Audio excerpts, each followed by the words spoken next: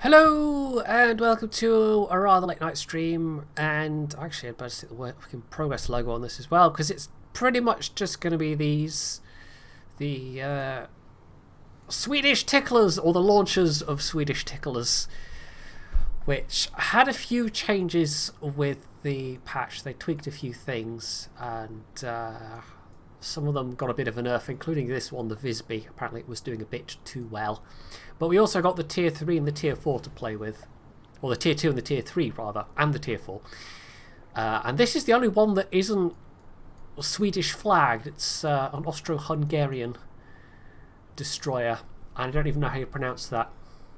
I probably should have looked that up. But the rest of them are Swedish, although chat has just informed me that the tier 3, the Romulus, was actually Italian for a little while before it was Swedish. I haven't set most of these up, by the way. This was kind of me having slept a bunch during the day today, not on purpose for the most part, but yeah, it's kind of messed up my sleep schedule a bit, so I figured I would stream a little. That's one of the reasons why video output's been a bit hokey for the last however long. It's just because my sleep's been a bit all over the place as well, and it makes it rather difficult to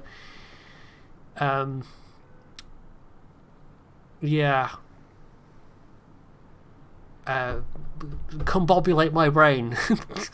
That's exactly the phrase I was looking for. So, I don't know, should we actually try the tier 2?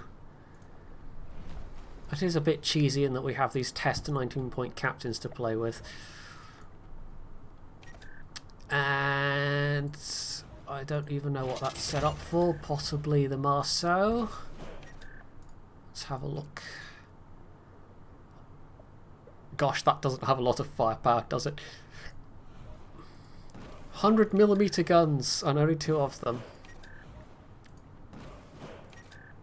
ACOM to torps.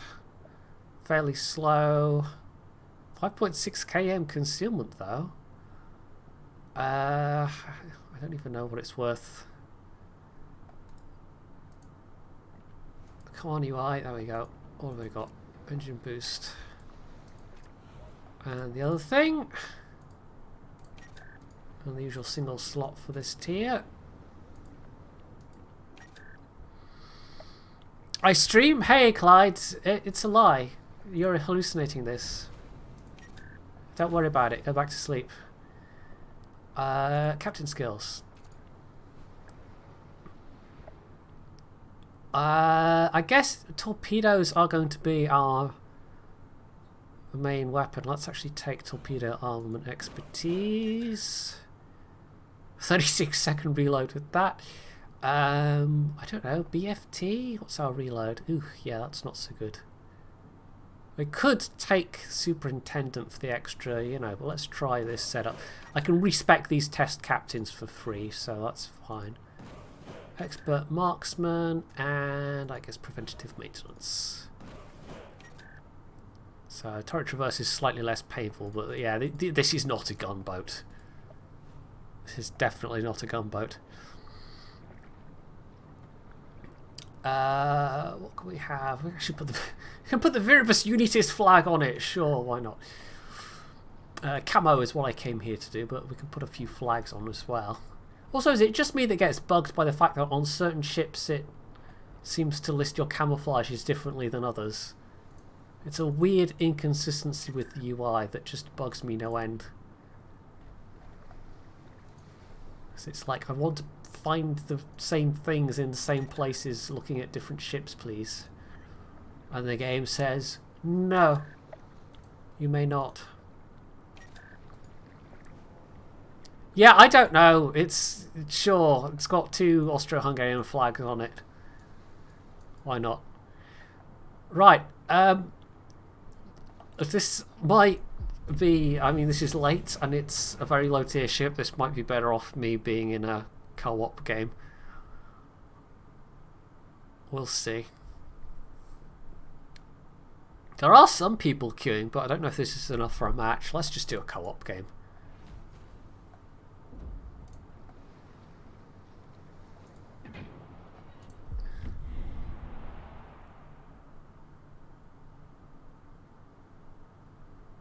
There we go. Instantly filled it with bots.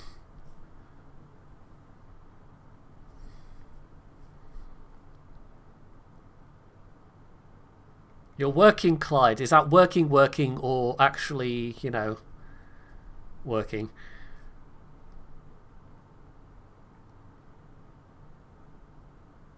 Yeah, it's annoying, isn't it, Paradox? Paradog X. I never did decide.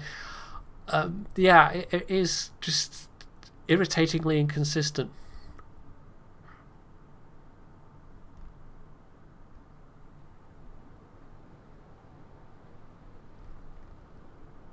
Ah, you're doing night shift, okay. I'd say let's turn off the AA guns, but we don't have any AA guns. Well, it's a rather tiddly looking, very pre-World War One kind of looking destroyer. Do we need to stick on air detection? No, we're never going to get in a carrier game with this.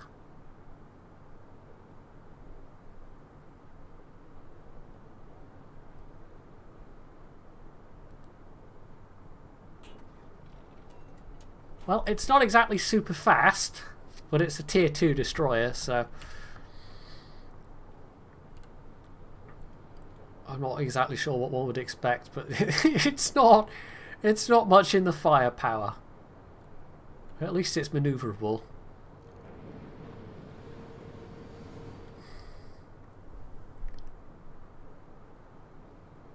I know, premium consumables and camo and flags on my tier 2. It's so unfair to those bots, isn't it? Enemy force sighted on the horizon. Against, like, the fact that it's got this amount of range on its torps at this tier, though, like, they're slow, but that is a lot of potential for stealth. Of course, you don't have any smoke. And, oh, okay, it's not like the torp angles are actually that good.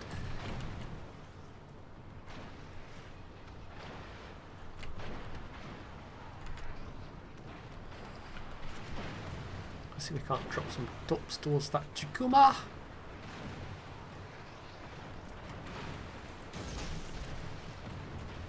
I don't so much have to worry about the reload because it is a very quick torp reload.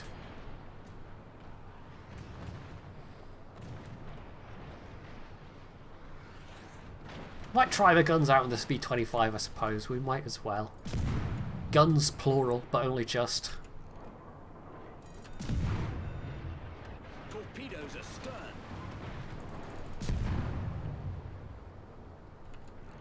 astern.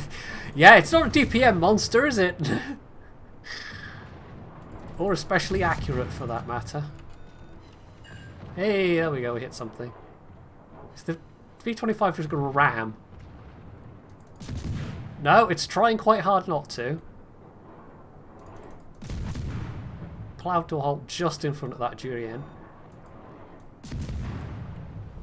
Our team has taken the lead. Oh, I'm presuming that was post First World War. They were transferred to the Italian Navy as, like, I don't know, reparations.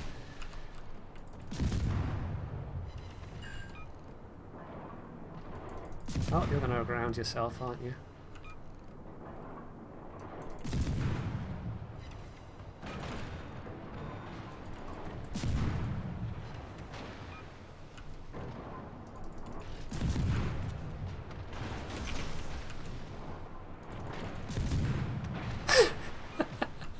It's going to take a while to gun anybody down with this thing. I guess that's fine. We did also get one torp hit, like the other Swedish ticklers. They don't hit very hard. Engine boost activated. Unsurprisingly. Caledon looks like they're flooding.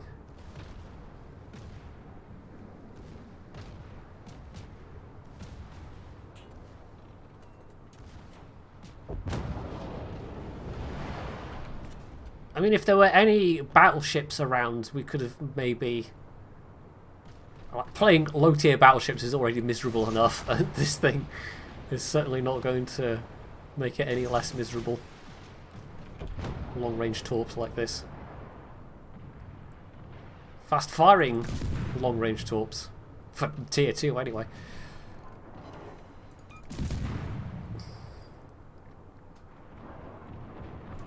They might have fairly terrible visibility or something, though. I don't know. I didn't actually check that.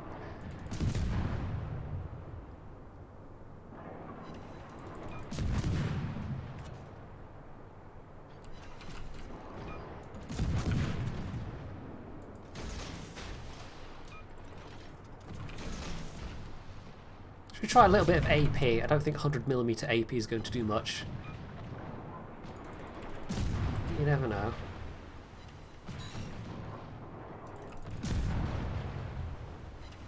This Dresden's not even close.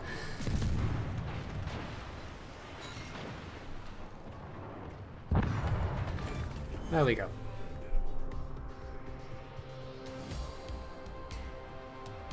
Hey, Bolt! I'm playing late night games with Macca.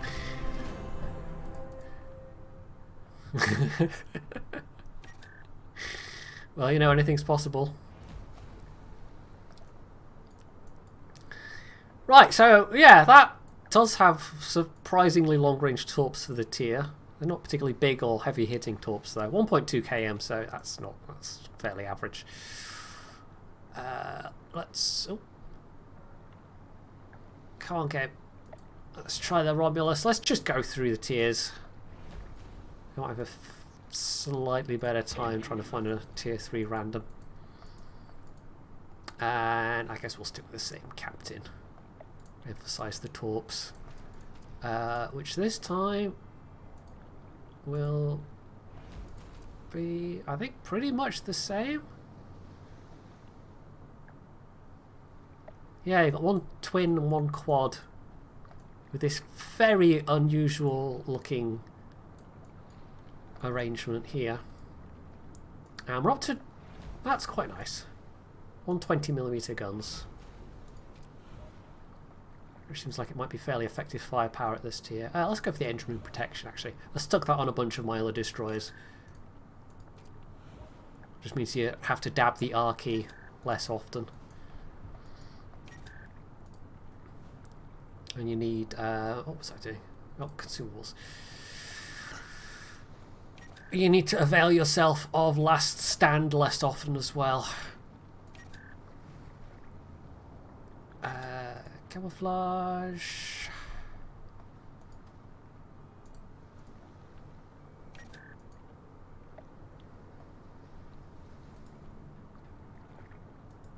This one does actually have some AA guns, but I don't think it's worth putting an AA flag on somehow. Let's have that. Concealment 5.4 again. Maneuverability 35.7 knots. Really very maneuverable, which is nice. We're up to a whole 3 guns this time. Now, is this the class horn? Oh, no, that's the tier 4, isn't it? Is it class horn or Clay's horn? I was never quite sure with that. Do we have any... I don't know what... Does it even matter? I just put the Austro-Hungarian flag on because, you know, I don't think we have any particularly Swedish flags.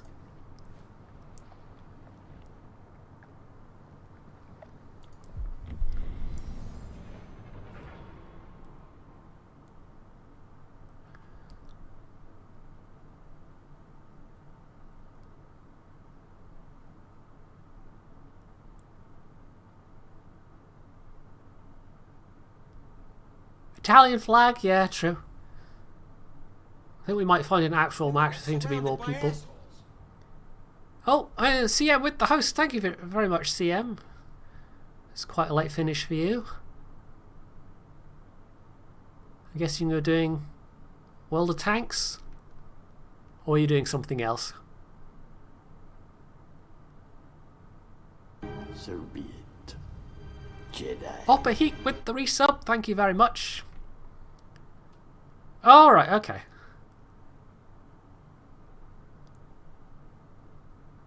Nice. I'm kind of surprised you haven't done that one before, actually. That's, mind you, I suppose if you're just doing them systematically.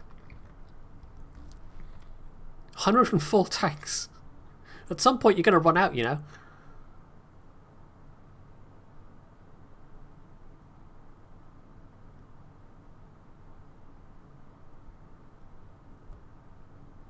I managed to sleep a bunch during the day, so yeah, I only just started streaming.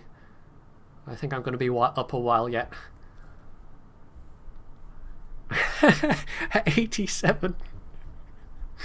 With the 6-pounder, of course. Best tank in the game.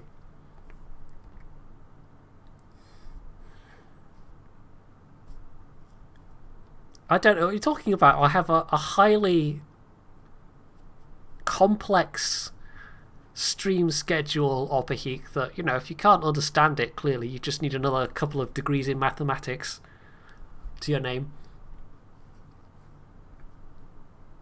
It's a formula based on the ancient Mayan calendar system and some other calendar systems as well. And also I threw in a couple of random number generators, because why not? But it's all highly logical once you understand.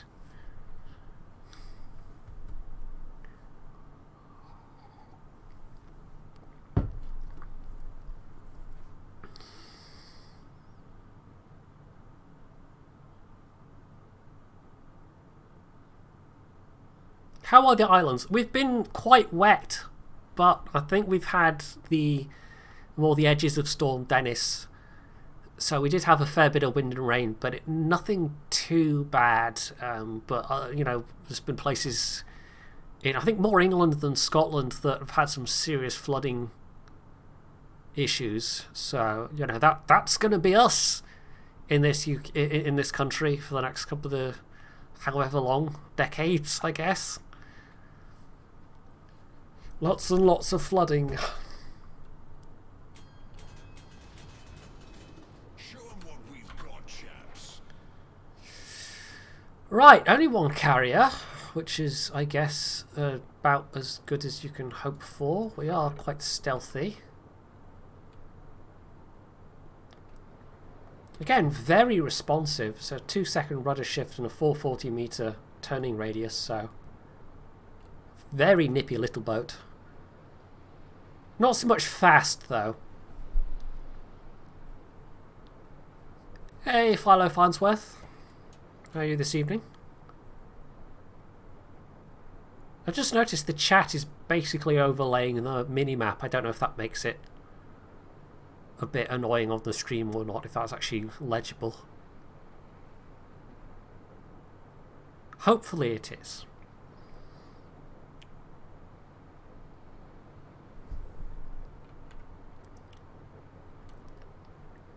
Right, the turret angle on that rear turret's a little bit ugly. You've got to get yourself into a full 45-degree angle to get all three turrets on target. See you, CM. Sleep well.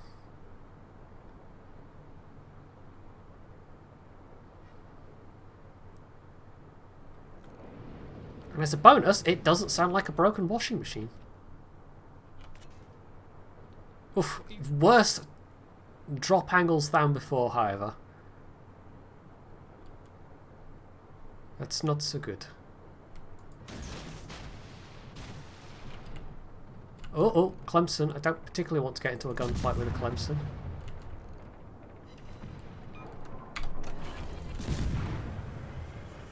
Engine boost activated. Mind the Isakaze so much, but the Clemson, that's definitely a bit of a no-no. Torpedoes to starboard. A lot more guns than I do.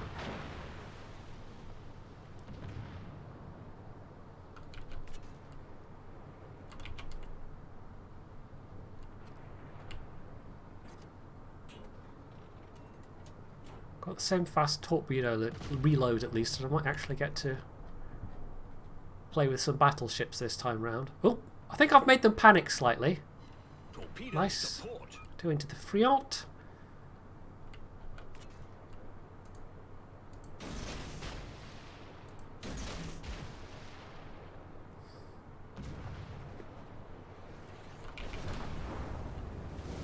Oh dear. Goodbye, Caledon.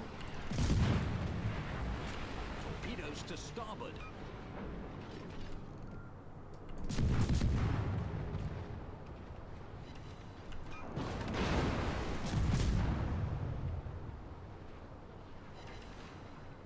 Oh, actually set fire. See if that burns. The maneuverability is definitely welcome in terms of dodging incoming fire. I wonder if I can torp that smoke, although I think he might actually be behind the island.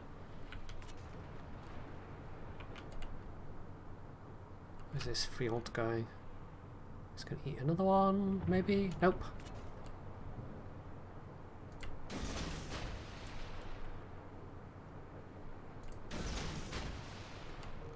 Right, unless the Isokaze somehow magically reverses course, that should be fine.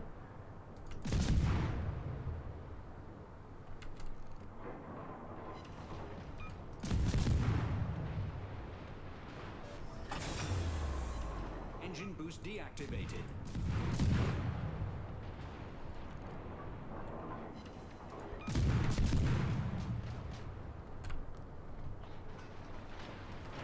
Ooh. Someone's giving me some attention.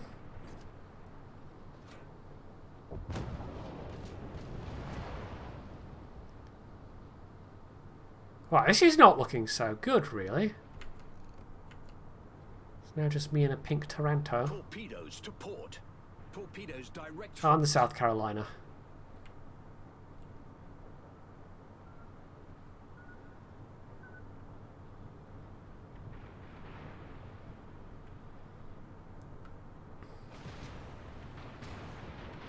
Let's get some more torps in the cap. So be it, Jedi. Evil Tim with the gift sub. Was that a... Yeah, that was gift sub. Thank you very much for that.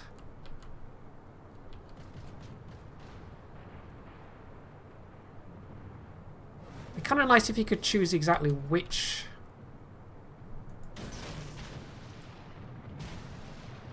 set you were going to put out first, the 4 or the 2, but you certainly cannot.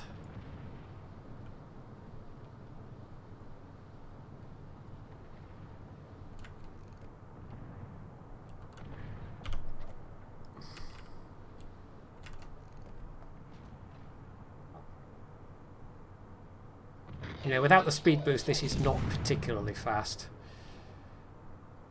Enemy battleship detected. We may have to just run up the middle. I think I can do much to help that South Carolina at this point.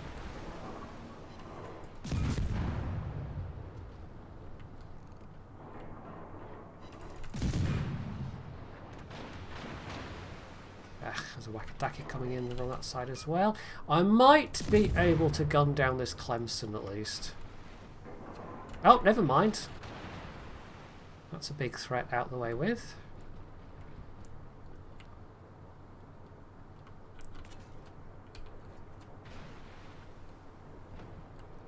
But I think we will have to run.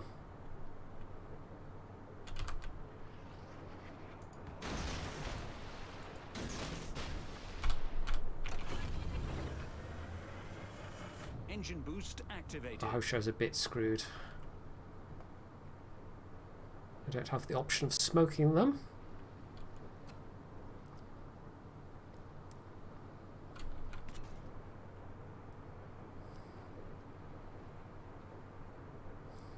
What's the range? They're 8 kilometers, same as the tier 2, and I think the same speed as well. There might even just be the exact same torps. Yeah, it's very restricted torp angles, but the actual launchers themselves are pretty wacky. They kind of rotate around those two stanchions.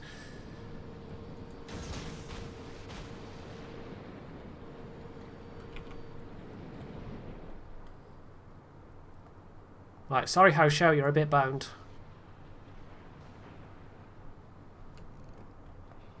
At least get some damage on this Isokaze. Enemy destroyer detected. While they're all busy firing at the carrier.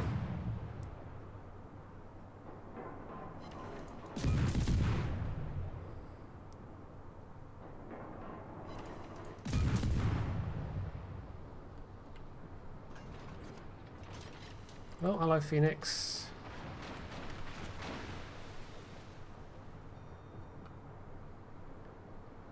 I'm gonna have to do a full turn to get torps out on these Phoenix, on this Phoenix, pretty much.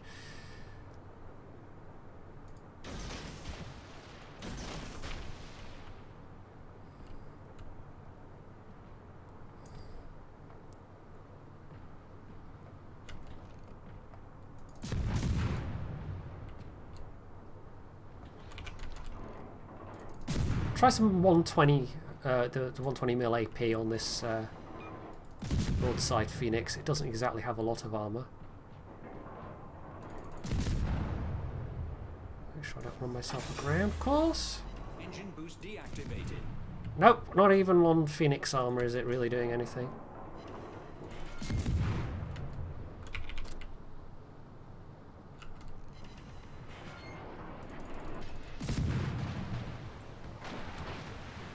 Dodge, dodge, dodge!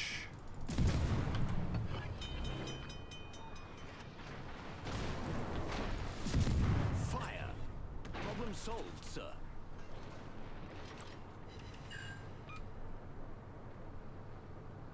I think we are winning though, honestly. Yeah, let's just drop some torps through this gap.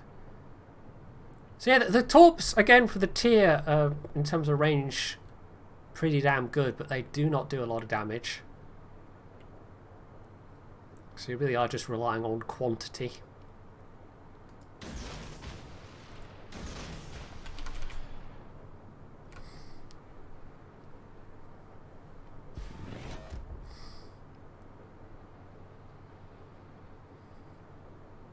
Nope, looks like they've decided they're going through the other gap instead, maybe?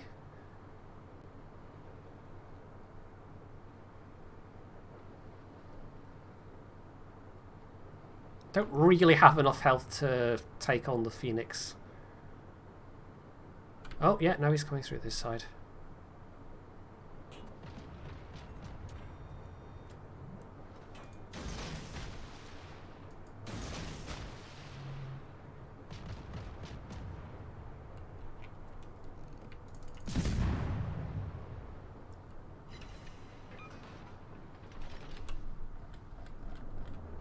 Get any traction with the torps? They look like yes. I'm going to get some hits.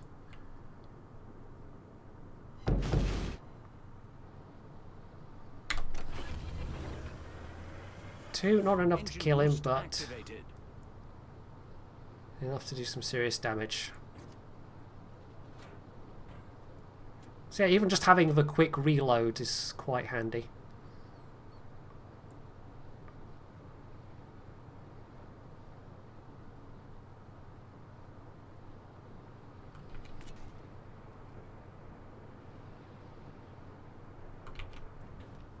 There he is. A bit mad for some reason.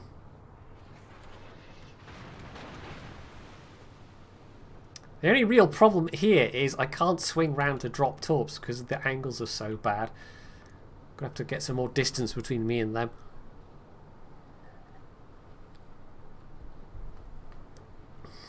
But he's on about the same amount of health I am right now, it's just he has a lot more guns than I do.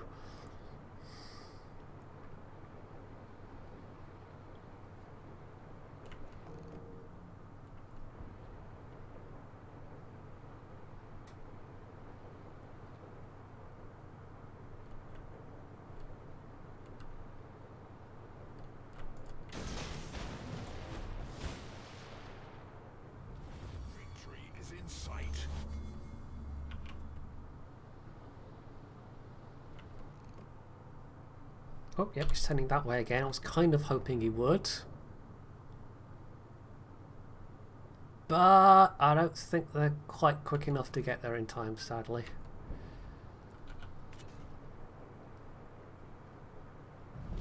Our team has taken the lead.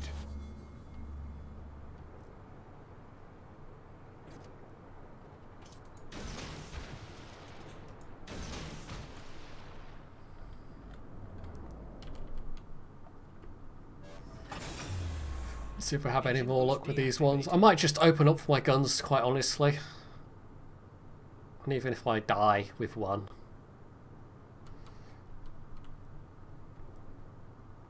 Is he manoeuvring, or is he just heading more towards the middle? I think he's making a run for the cap.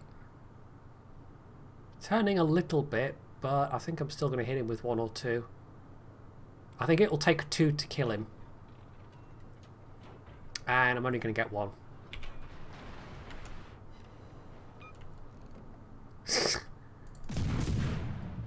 But at this stage, I'm pretty sure we can try and gun him down. Oh, never mind. Is this Ukazi?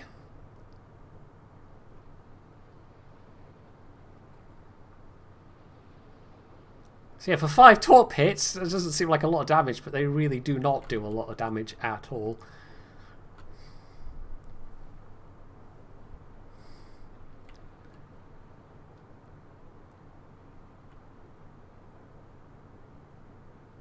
Hey, you know, Follow Farnsworth, it could just be they were a Danish or Norwegian player. They saw the Swedish flag and decided that, you know, must kill. Or Finnish. Could have been Finnish.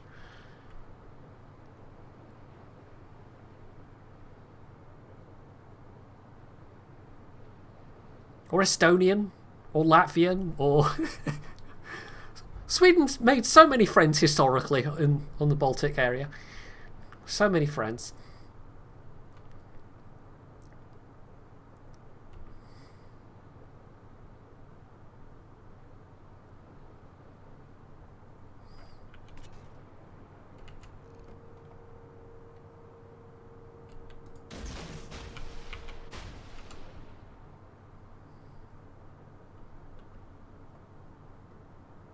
Oh, we're about to win on points, never mind.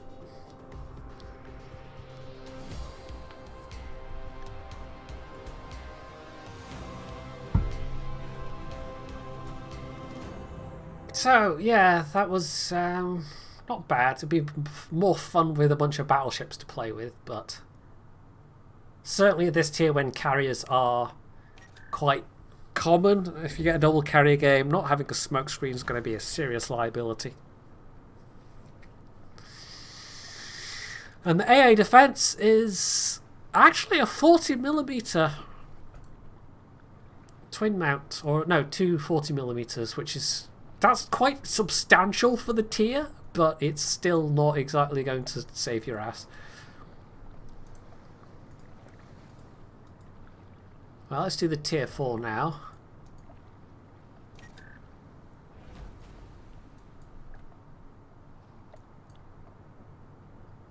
Which is... Does that give me the extra? Do you get the extra? Yeah. Of course you do, because you had it tier 3 as well. The extra equipment slot.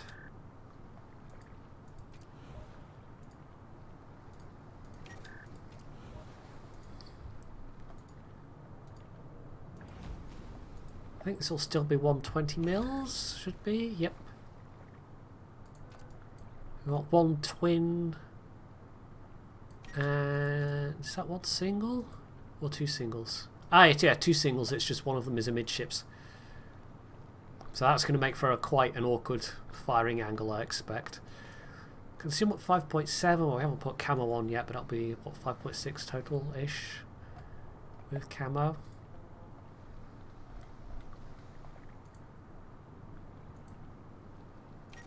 $5.5.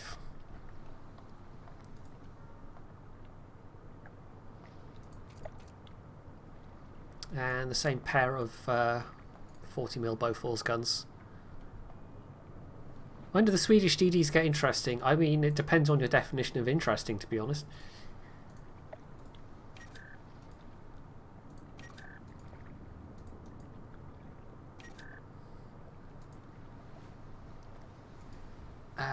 Do I want to rejig any of these captain skills? I don't think I do. Just the extra bit of everything. Torps are now 9 kilometers, 65 knots. That's a big jump in speed and a bit more damage. But your reload time's also jumped as well. 53.1 seconds with the Torp armament expertise skill.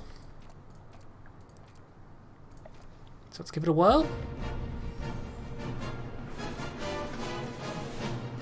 Boom! Hello, Boom. Dun dun dun dun dun dun dun dun dun. I always love that bit of music. I mean, Star Wars has so much amazing music anyway, you know, but that particular bit was pretty damn good. How are you doing, Boom? I'm guessing that's just you finishing. I'm just playing with the new Swedish boats and also well, not really insomnia, I'm just having wonky sleep today.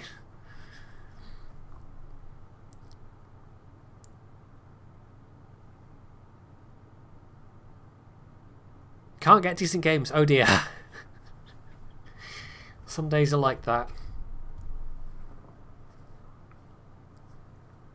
I mean, Monday, Tuesday, I basically did nothing except play the silly Vangie and hated most of the time I spent playing it. So, yeah, anything after that is kind of welcome.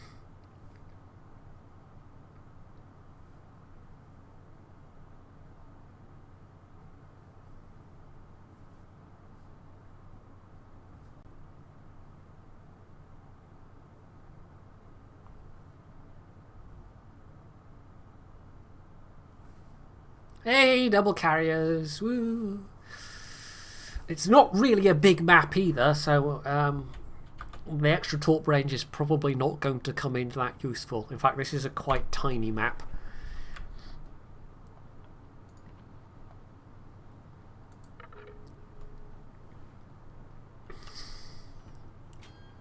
I only got to see one episode of Picard when I was at my parents' place. Because that was the only episode, the first episode was the only one that was available to watch just then. I actually spent most of the time while I was there watching, I caught up with a couple of things. So I watched Good Omens, and I think I watched, what else did I watch? Doctor Who, that was it. I also caught up on my Doctor Who. And then I got time to watch that that first episode of Picard, and yeah, it wasn't, I don't know, I didn't really know what to think of it from just one episode. But to be fair, Discovery took a little bit to grow on me in any fashion as well. Let's not try and cap, I'm just going to get myself rocketed. Also, hey Isham, thank you very much for the resub. Yes, indeed. It's very peculiar.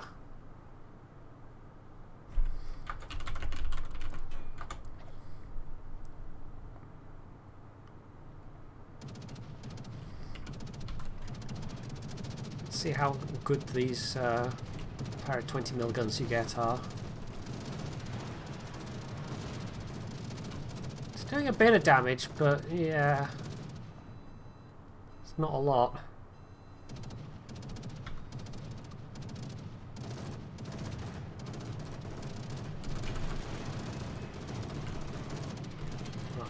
Yeah, there we go. I was really rather hoping this Okazi was going to drop some smoke. I've got one plane kill. I think for being a tier 4 DD, this is probably decent AA. It's not like there's a lot of good AA going on at this tier.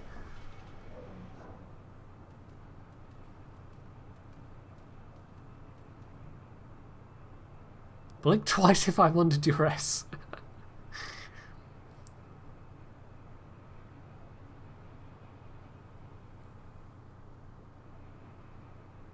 There's always been some aspects of the Federation that I wish they had explored a bit better. I said on Twitter that I'm in the process of rewatching Voyager at the moment. And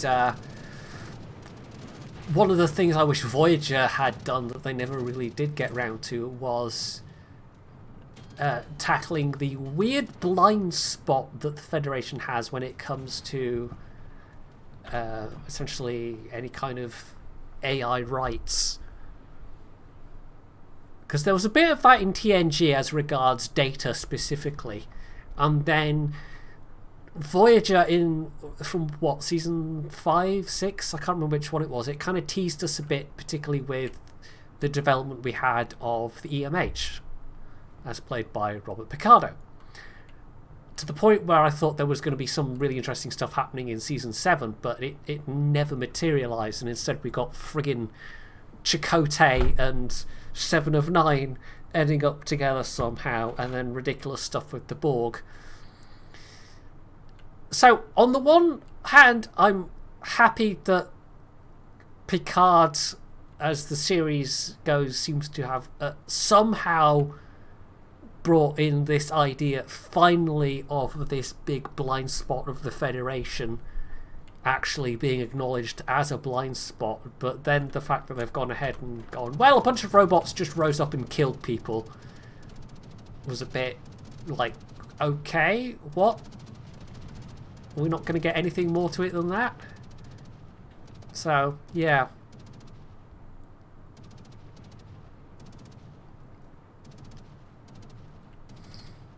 So, I need to see more episodes of it, though. I mean, next time I'm over at my parents' for any amount of time, I'll catch up. They bought themselves an Amazon Fire Stick because they had Prime already, so they've now got that. So I've got Netflix at home, and I can go theirs and see stuff on Prime if I particularly want to.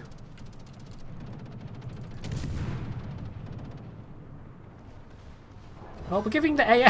Oh, that was such a cheap kill! Oh, we're giving the AA a good workout, at least. But good lord, that was a cheap kill. Right, the arcs are not that great, but the ballistics, but honestly, this doesn't feel like bad firepower for a tier 4.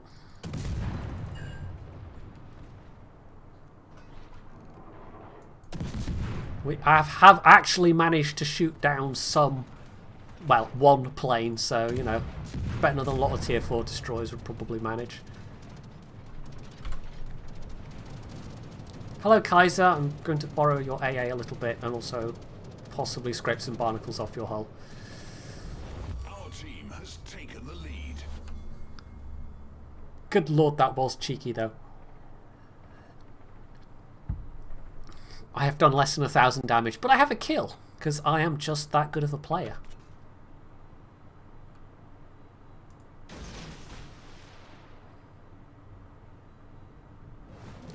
Yeah, let's give the torps a go. These are much faster.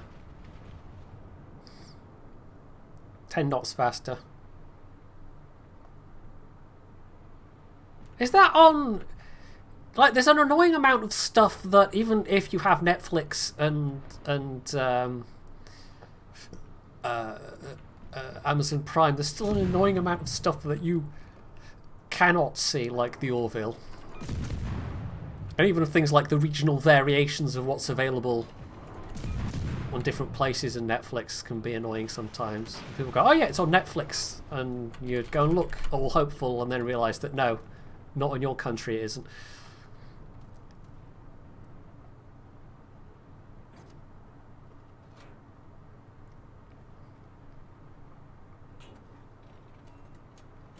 Do you have to, when you VPN with something like Netflix, do you have to have separate accounts for each region? How does it work?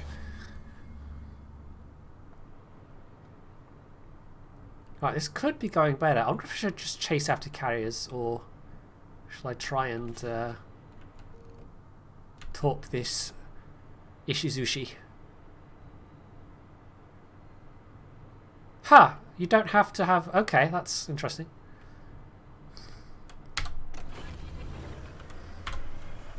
Engine boost Pop a activated. speed boost. I'm probably going to get spotted by these planes anyway, but never mind.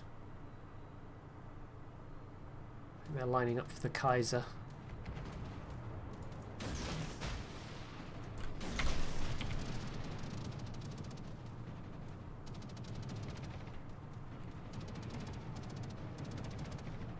I think we're winning this one. I mean, we're well ahead on points, but we're fairly equal in terms of ships. Yeah, I've only shot down one, but that is a decent amount of DPS damage done for a tier 4 destroyer.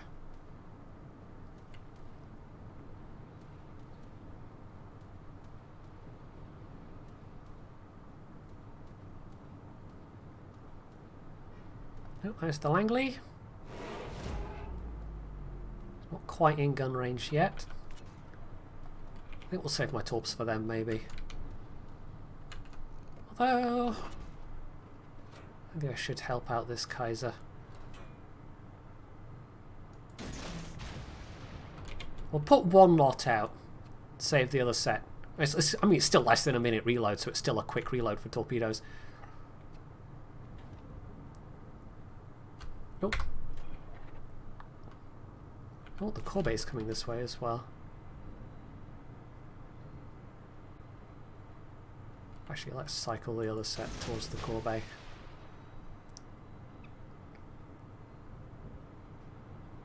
Right, yeah, that Ishizushi should be going down.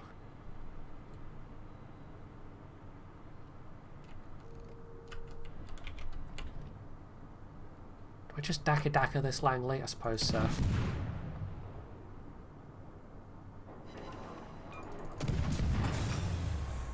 Engine boost deactivated.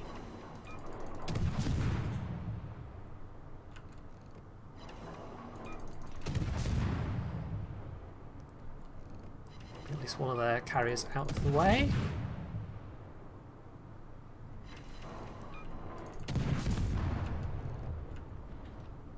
Let me dodge the torps.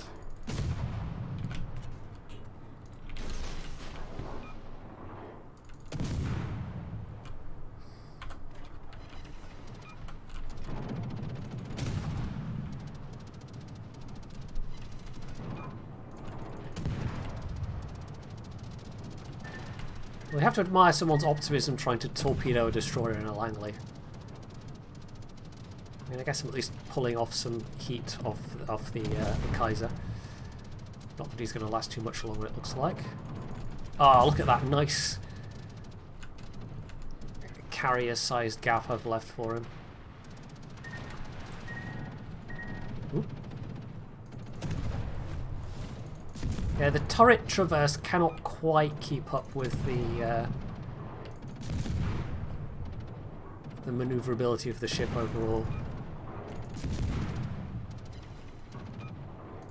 There's the Hosho. Still a Yubari around somewhere.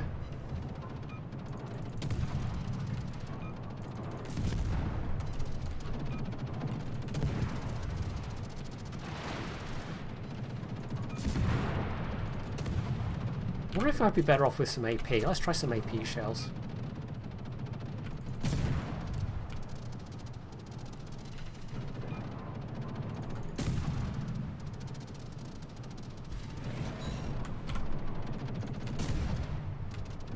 No, even with 120mm AP, it's still giving overpens.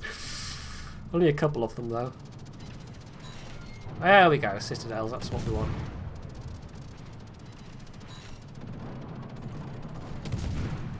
I mean, the core bay is just blithely ignoring me, which is quite nice.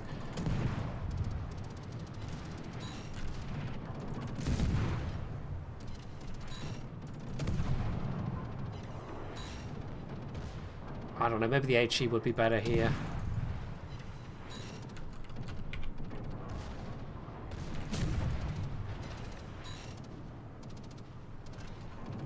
That's a lot of overpens.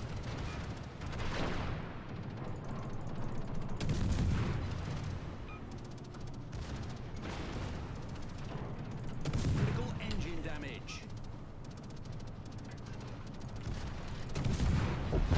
There we go. Enemy aircraft carrier sunk.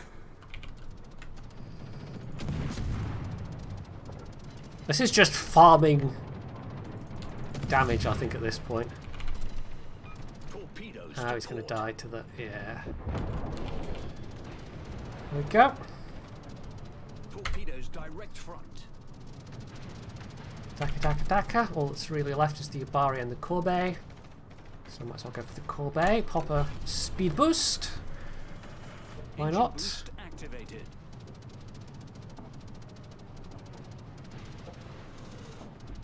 Didn't quite get to kill both carriers, and the AP performance was a little disappointing there, but it's fine. It was still moderately satisfying.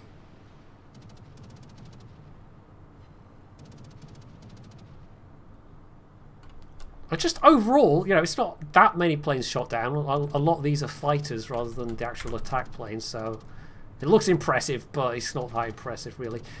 But yeah, that's the amount of DPS put out is not that bad at all. Bit too far forward, maybe. Yeah, I don't play enough low tiers to know where the Citadel of Langley is.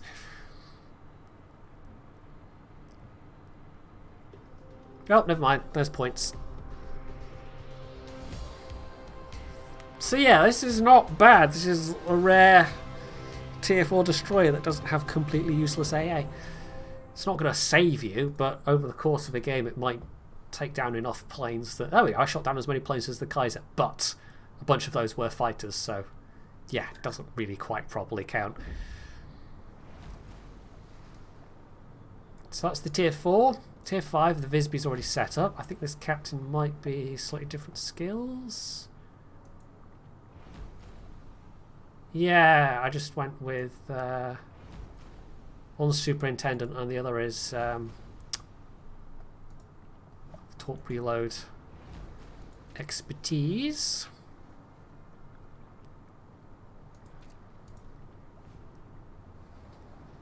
But this is the tier where you get the extra repair party, so actually having superintendent makes a lot of sense. So we'll stick with the superintendent setup. I think flags is all already set up, so yeah, we can just hit battle. The main one that I'm kind of annoyed about is when The Expanse jumped over from Netflix. So I'm now quite badly behind on The Expanse. When there's other stuff that I never got to just even start to watch, like the Preacher series or Man in the High Castle. And especially when the... I think it's coming out this year. The Ian M. Banks. The first of the Culture Universe adaptations that Amazon said they were doing. So I'm going to binge that hard when it comes out. Oh yeah, did you not know that? It's considered Fleabas. They're basically adapting the first one. I think they picked up options for... I don't know if they picked up options for all of them. I'm not entirely sure, but... Yeah, no. That was filming last year, I think. I've not seen any... They haven't teased any photos for it or anything like that, as far as I know. It was just there was an announcement last year that it was being done. Yeah, I'm pretty much the same way. There is not a particularly good history with television adaptation of Ian M. Banks stuff. Or, well, Ian Banks stuff. There's never been an adaptation of any of his sci-fi stuff before. But the BBC's tried adapting a couple of his Ian Banks novels, and some of them were okay. Like The Crow Road was okay. But then they did Stonemouth, which was frankly kind of dire. And there's been one other that they did as well, and I can't remember what it was. Did they do Complicity? I can't remember.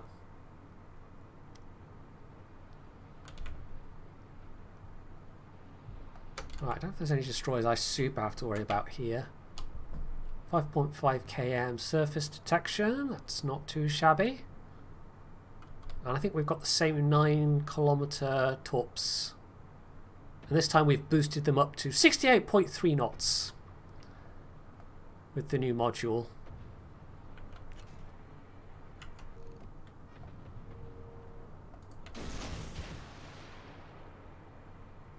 So they're pretty whippy. Not quite as much as you could get on the Kamikaze, of course. Oh, I guess that's the Farragut smoke that...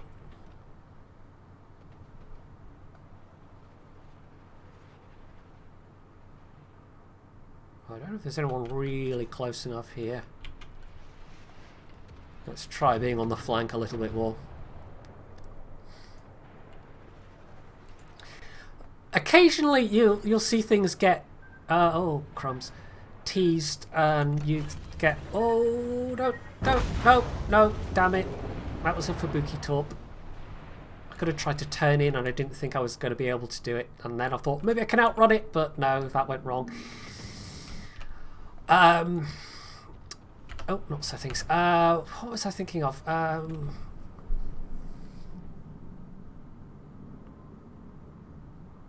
Red Mars, the Red Mars trilogy. There was an announcement, and this is a good, like, 10 plus years ago at this point, but Sci-Fi Channel announced they were going to do an adaptation, and I'm pretty sure this was after the Sci-Fi Channel adaptation of Dune, which was actually fairly good. So I got quite excited about it, and then basically nothing was heard for a year, and then they announced they weren't going to do it after all. So, yeah, that was a big disappointment for me, really. While we're waiting for that, should we play a round of... I mean, the Whiskey Feature's right there, sure, why not? But that could have been really interesting. I'm a big fan of those books. It would be hard to do it right, but it could be very interesting. And it has... is it Green Mars or Blue Mars is the last book in the trilogy? I can't remember. Yeah, Kim Stanley Robinson. I should have said that. Yeah, Evil Tim. That guy. But yeah, it has among my favourite endings of any book ever. Just in terms of the actual closing words of the book. It's just perfect. And it took a really long time for me to get into it as well. I think I made an attempt at Red Mars and got about halfway through and then gave up. And then later on I made another attempt and finally got to the end of it and thought, actually, starting to enjoy this now. And then absolutely ploughed through the next two. Oh, I like Peter F. Hamilton as well. I haven't really read much of David Webber, though. I'm trying to think if I've read anything by David Webber. I mean, if anybody came along and was like, okay, we're going to make a series out of the Neutronium Alchemist, for example, that would be bloody amazing. But then you'd have to do... what's the sequel called? I can't remember. You'd have to do them both, really, wouldn't you?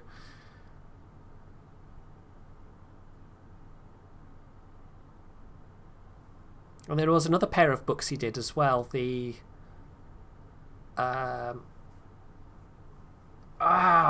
it's like the Confederacy series or something like that. They'd be quite an interesting one. They had an interesting take on FTL in that humanity never developed FTL technology. We instead got really good at doing wormholes. And so we just settled a bunch of planets by exploring via wormholes and then actually settling via wormholes. And the way people travel from planet to planet is literally trains that go through these wormholes from one planet to another. It was a really cool notion. Right, no carriers, which is very welcome. And only one radar for me to worry about. I think I've got, 6.8 kilometers of surface detection. I am not stealthy.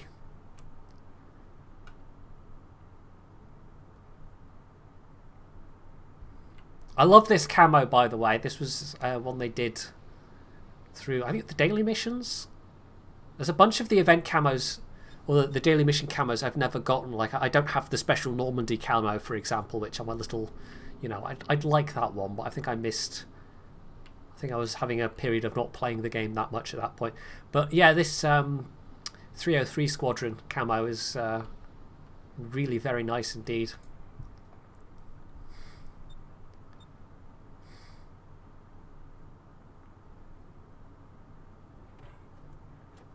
I think I've read all of them.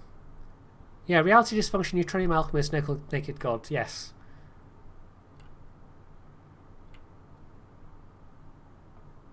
I'd been aware of them for years and years, and then I finally read them and was like, oh, wait, these are really good. How have I never read this before? As one occasionally does.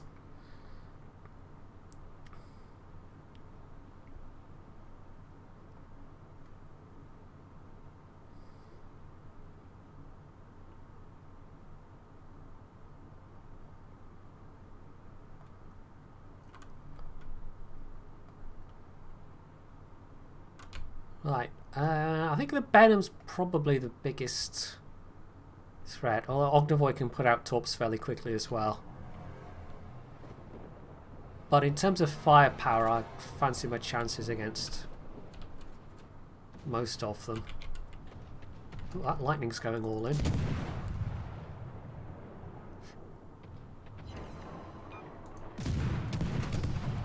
Of course, the Ognivoy does have a heal, so if he gets away, he's going to come back with a bit more health, but... Lightning, you have smoke, you should probably use it. Oh, oh yeah, I don't have priority target on this captain. I should remember that. Okay, well, so much for the lightning.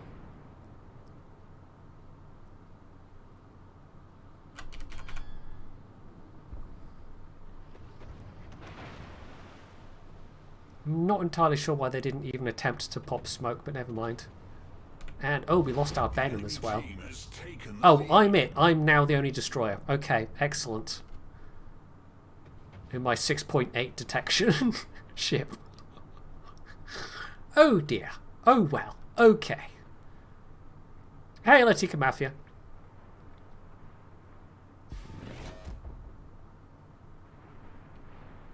Yeah, we've Venom's killed... has killed the Straws and our Venom. The lightning you saw die ahead of us, so... Oh, crumbs, there's the Mayhem. Smoke generator activated.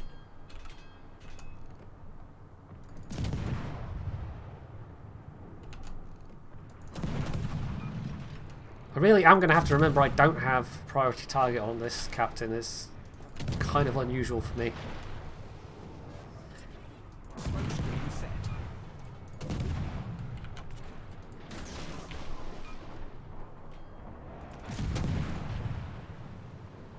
I think he's being radared by the Neptune. We also know the Ognivoy's not in this cap at the moment, which is good to know. Massachusetts not quite in range. Is it 8?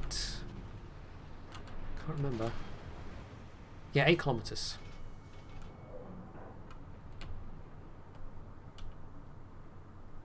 Right, we'll see if we can't get this cap at least. And I've done a bit of damage to their destroyers, but yeah. I'm tempted to open fire on the Massachusetts. I don't want to risk getting hit by blind fire before I cap, though. Oh, hello. That's probably Ognivoy torps. Yep. Set of 5.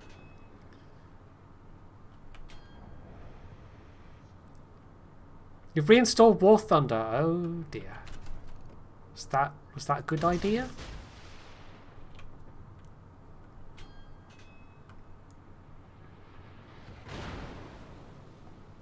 Yeah, that's the Mayhem back.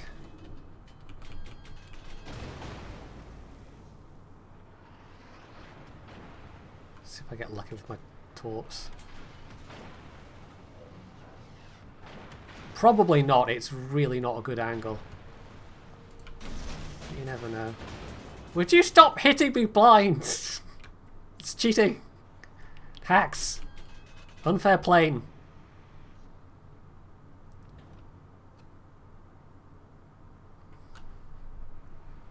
The thing that oh, that's the Ognivoy. The thing that made me completely uninstall it was one of my Engine boost activated. patrons having an issue with yeah, that's definitely the Ognivoy spotting me. It's got a good couple 100 meters on me. Yeah, saying that it had particularly obtrusive essentially spyware in it, with the intent of it being anti-cheat, you know, software, but it's like extremely obtrusive. Right, I don't think there's any way I'm going to be able to cap. That cost me most of my hit points. The Ognivoy significantly outspots me by, I think, 700 meters.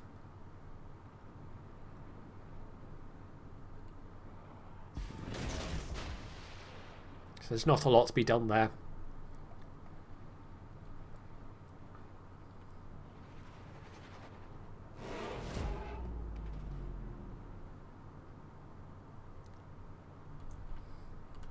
At least I didn't die, I suppose.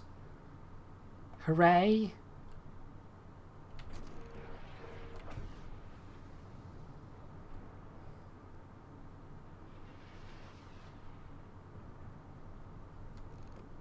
Enemy destroyer detected. I think I can... Oh, no, never mind. Ognovoy was getting a bit too close. Didn't spot that. I think I can at least outpace the Ognovoy. Smoke generator activated. Oh, well, never mind. I'm not used to playing destroyers with such bad surface detection, honestly. But I don't think we're winning this one, you know, somehow. Regardless of what I did.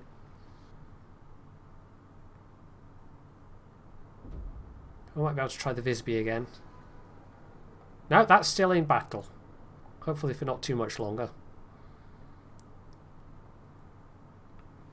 I'm going to look up the name of that series. I can't remember what it was now.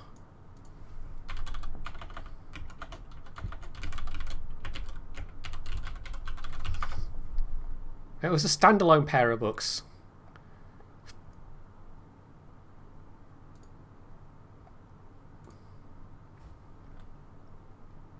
The Commonwealth Saga. There we go. Pandora's Star and Judas Unchained. I've read those two. I think they stand as alone. Oh, and then there's the Void Trilogy Chronicle. Oh, they're all Commonwealth set, are they? Okay. Yeah, he's got all these series. So the Night's Dawn trilogy is kind of like the famous one.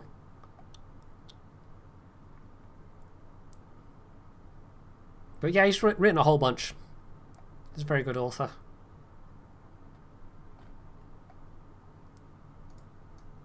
And hell, there's even, what's his name? Was it Ken MacDonald?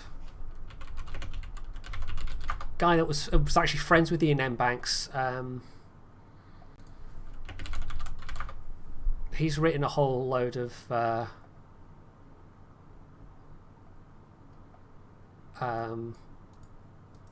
was it MacLeod? I can't remember. It's some really Scottish name. Yeah, Ken MacLeod. There we go. So, yeah. He's written some very interesting sci-fi as well. And, oh, well, wow, okay. Well, here's a local connection that I never knew about. MacLeod was born in Stornoway on 2nd of August 1954. He was actually born on the islands. I never knew that. Huh. So he's a local lad. Well, there you go.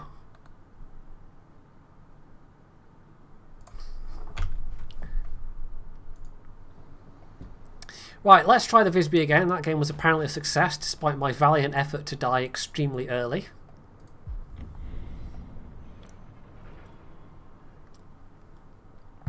See if I can't manage to not eat a torpedo in the side this time.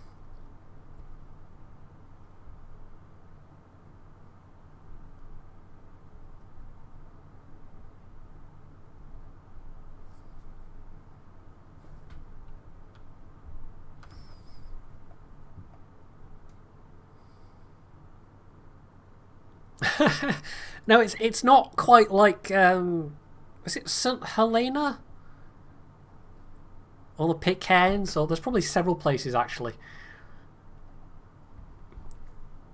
where they initially became settled through people getting shipwrecked there. I'm pretty sure St Helena was one of them. Or am I thinking of like the Falklands? No, I'm pretty sure I'm thinking of St Helena.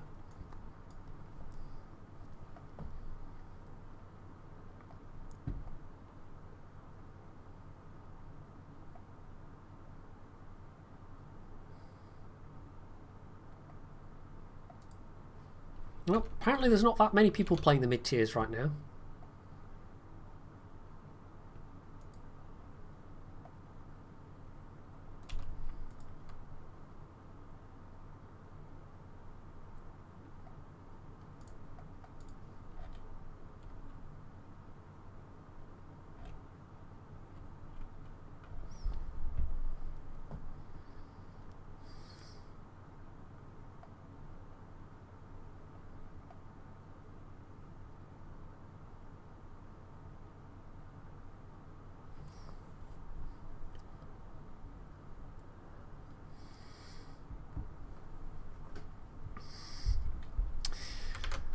Right, statistics game, and this doesn't look too bad overall. Kamikaze are on each side. Probably people playing with their new, even faster torpedoes. Stephen Erickson I haven't heard of. Jack McDevitt I have heard of, but I've never read any of their books. At the moment I'm very slowly making my way through a book by, I think it's Gregory Benford. So some classic 70s sci-fi. And then I've got a kind of fantasy-ish sci-fi novel by a Singaporean author called J.Y. Yang, who's actually somebody I kind of know from an internet forum I used to be on. Don't really know him very well, but there was one potential trip to Croatia to see a mutual friend at one point when I could potentially have met them in real life, but that never I wasn't able to actually go at that time, so yeah. But they got to see one of their favourite actors, Mira Furlan, who is actually Croatian, so they had a good time. And then later on I went to visit that same friend in Croatia, but that was like several years later, and it was rather nice. The Adriatic Sea is quite pretty, or the coastline of the Adriatic.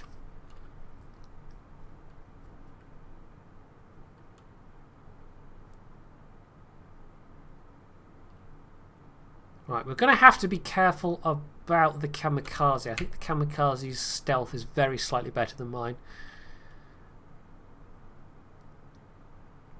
And they're probably the one that's using the radio location, so they are almost certainly on this flank.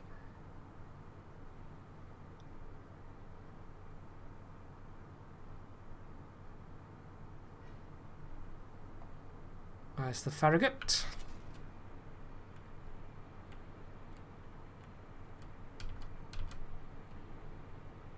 There's the Kamikaze. Enemy cruiser detected.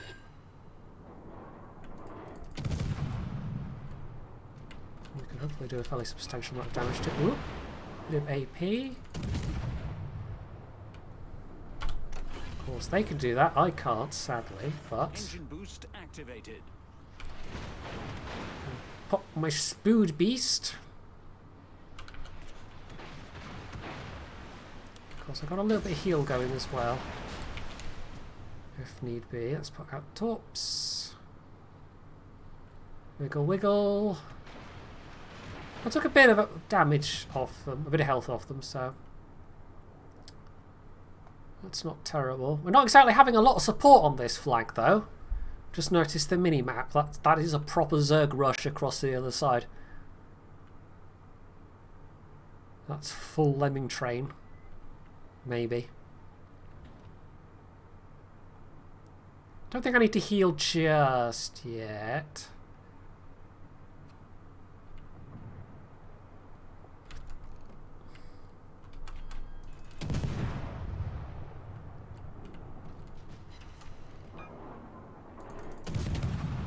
I'll take advantage of this smoke while it's here.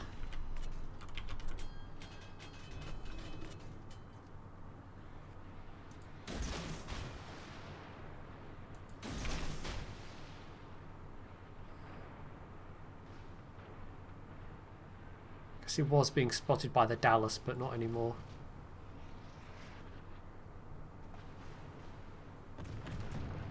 Oh, there we go. We sank an enemy destroyer. That's one less to worry about. In fact, that's the gunboat gone. Emerald's still alive and kicking, which is nice. Looks like the Nürnberg is our biggest threat right now. I mean, the Kamikaze can't really touch me in terms of torpedoes. Not torpedoes, gunpowder. I mean, they can fire their guns, you know, they are potentially nasty guns, but I have got a heal to work with as well, and they don't.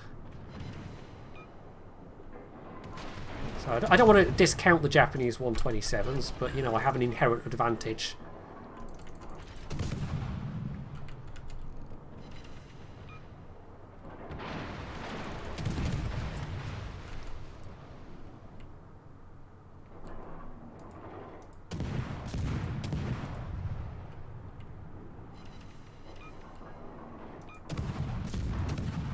nice. Looks like he's burning. Very low health. That's one hit that's going to kill him. Oh, never mind. He burned out. That's 2 destroyers down.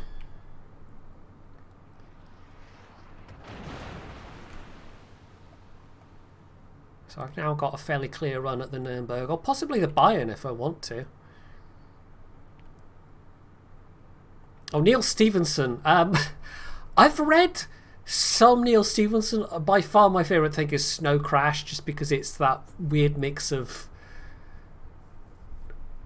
really interesting ideas, but also not comedy exactly, but it's kind of, it's not taking itself seriously. I mean, the hero is actually literally called Hero Protagonist. And I've read some of his other ones, and they just don't have that same flavour about them at all.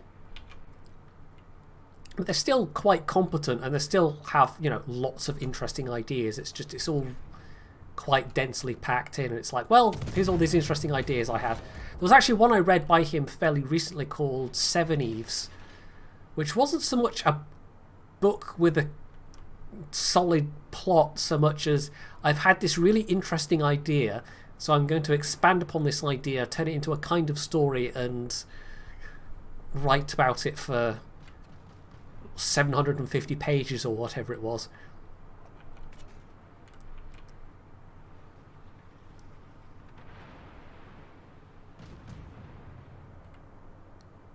But in terms of fun reads that actually also have some interesting stuff in them, I don't think anything's quite been like Snow Crash. Cryptonomicon. Is that one of the... I've read one of the ones where he's got like a series of them with a kind of...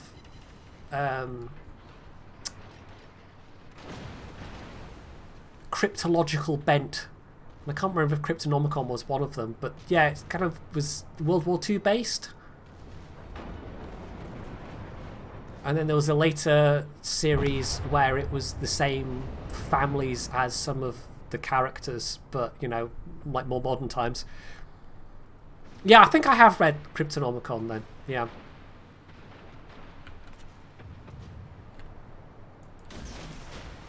Right, not to give you a fright or anything, Shinonome, but...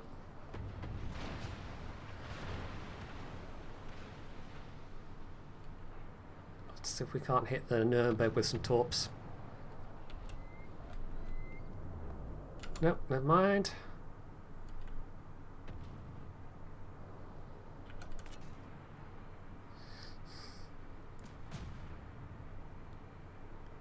Right, this is really a very odd looking mini-map. We're actually ahead of them in kills, but... yeah.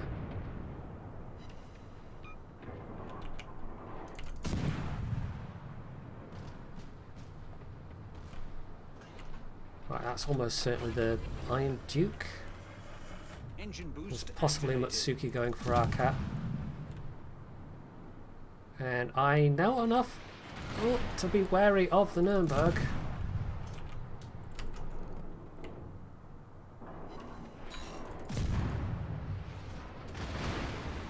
It can hurt. There goes the emerald. I just need to get unspotted at this point. Hopefully not lose too much health in the process. Right, I should stop firing really, shouldn't I? I am almost out of range though. Let's pop another one of the heals.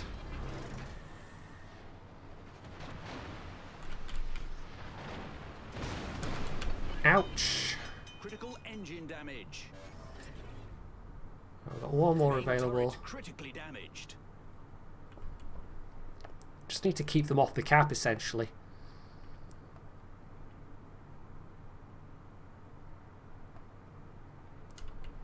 It does seem to do that. It'd be like, oh, I have a really interesting idea for a setting, for a setup, and then packs a whole bunch of stuff in, but there isn't really a lot going on plot-wise.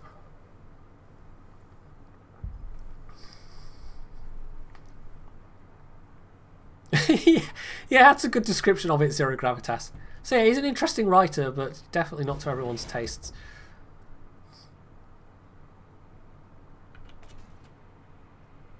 We do have a proper big blob of ships on the 910 line, don't we? This is how we've come down to this. Like, we had more ships than them, but that advantage is definitely long gone. I have to see if I can't hunt down the Matsuki, maybe. Get some torps into the war spite.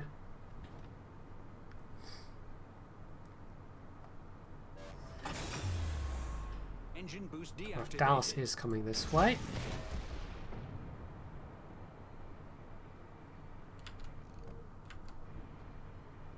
I mean, you could call it that, but, you know, considering that there's far worse out there that's ostensibly had more thought or whatever put into it, then, yeah.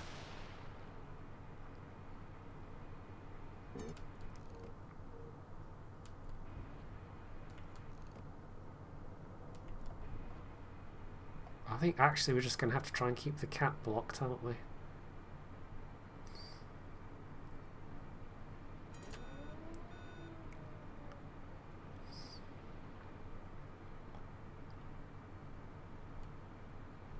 I can't exactly win a gunfight with a Dallas, you know? The Nuremberg was risky enough.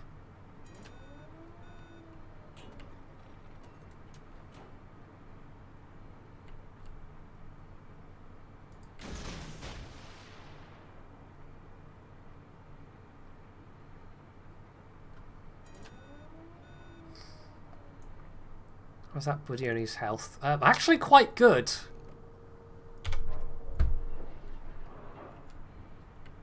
Come on, Budioni, use your guns.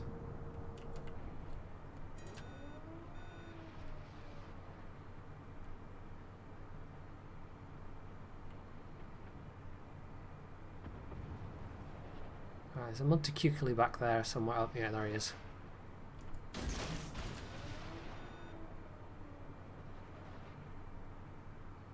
I've still got... Is it 5.4 or 5.5 on this, so...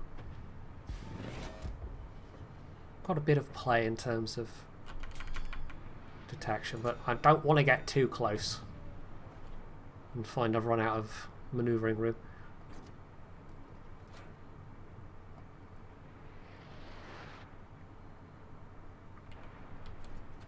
That happened with the Silivangi a lot, just because it was such a sluggish ship. I'd get complacent with the 5.9 thinking, oh yeah, I've got time to make a turn in terms of staying unspotted. And then it would turn out that, nope, not so much.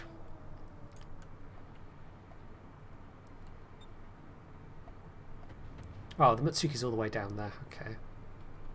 Well, once these cruisers are taken out, then I can maybe do something about the Iron Duke. Actually try and land some torps.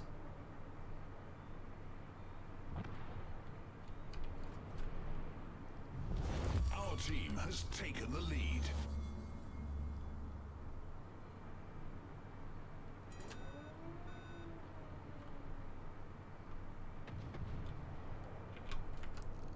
Is it worth trying to open fire here? I don't really want to give myself away to the Iron Duke. I really do want to try and get some torp damage.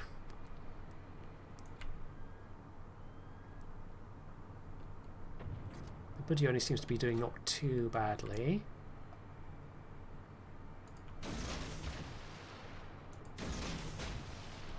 Torps out on the Duke. Ah, he's turning.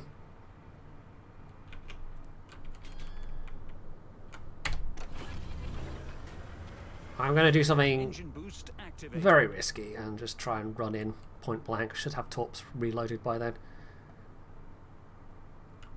While he's got his guns towards the Piotr Veliki.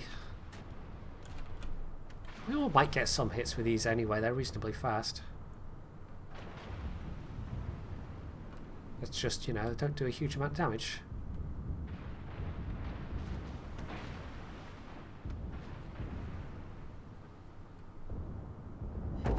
There's 2. There's 4. Oh, I got the kill. Never mind. The enemy battleship I'll destroyed. take it.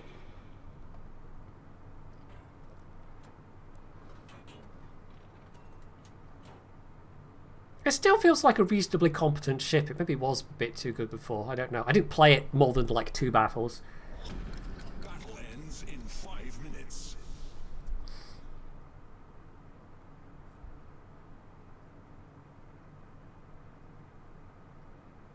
Might as well pop a heal while I'm doing nothing else.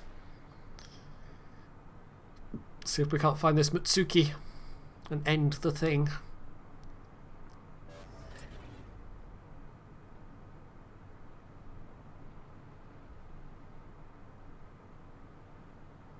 I think this is the first of the properly fast ones. I mean, the others weren't that fast, but with the speed boost, we're sailing at an even 44 knots, which is pretty good for Tier 5. I don't actually think the Tier 6 quite matches that. I think this is one of the faster ones.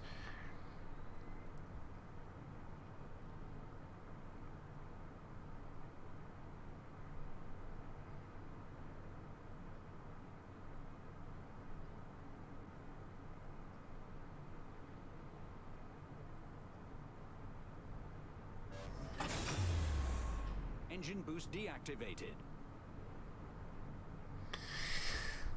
Ugh. What time is it? Just after 1 AM. So that's not too bad. I'm actually really not feeling tired at all yet. That probably won't be till like 4. I don't know. It might take a while. I don't think I'll be streaming that long. I think I'll probably finish the stream and watch something afterwards, but yeah, you know, I think we've got enough time for me to get to all the way to Tier 10 without conking out. Where has this Mitsuki gone?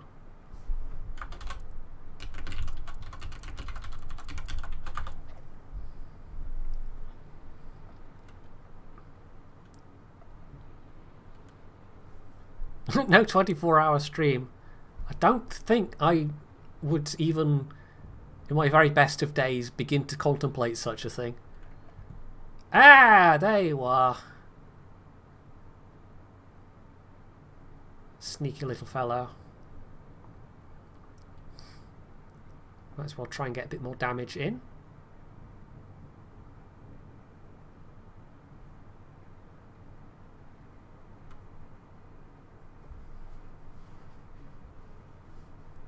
I mean, honestly, just mentally, about 3 to 4 hours is pretty much my limit. Most of the time, I think 24 hours would see me just go stark staring, raving mad.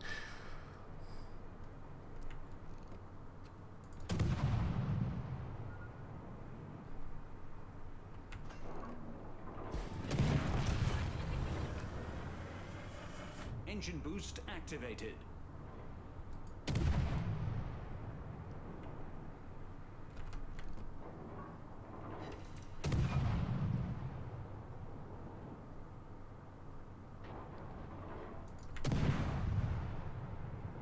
Really, there we go.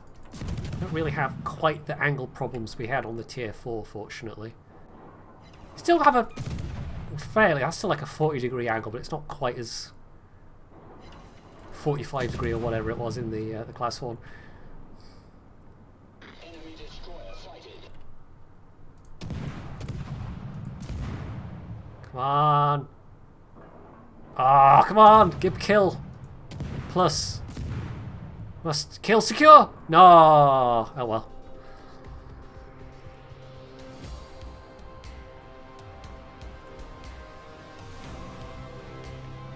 Anyway, that was alright. I didn't randomly run into Mitsuki torpedoes. It was a bit of a wonky looking minimap for a while there. I'm going to get some more water. I've actually run out, so I'll just be a second.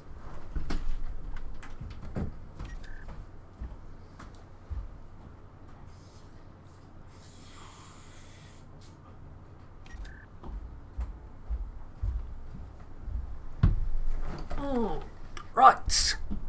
Next up, it's the one that you have to hum the theme tune for.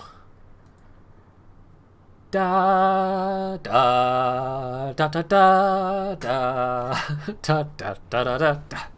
That one. Although in my head, I don't know how many people have heard the Peter Dinklage version of that. I'll actually see if I can find, but yeah, in my head now, whenever I hear the Game of Thrones theme tune, I hear somebody going, Peter Dinklage, Peter Dinklage.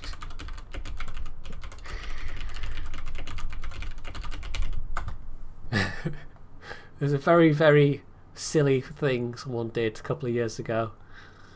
Here we go. This looks like the wrong one. Right one, even.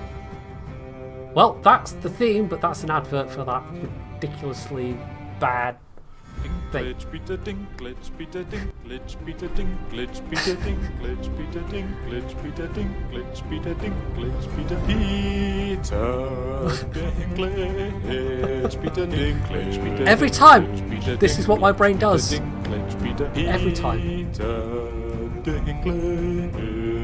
Peter Dinklage, Peter Dinklage, Peter Dinklage, Peter Dinklage, Peter Dinklage, Peter Dinklage, Peter Dinklage, Peter Dinklage, Peter Dinklage, Peter Dinklage, Peter Dinklage, Peter Dinklage, Peter Dinklage, Peter. Yeah, I heard. Peter Dinklage, Peter Dinklage, Peter Dinklage, Peter. This is even more ridiculous than I remembered.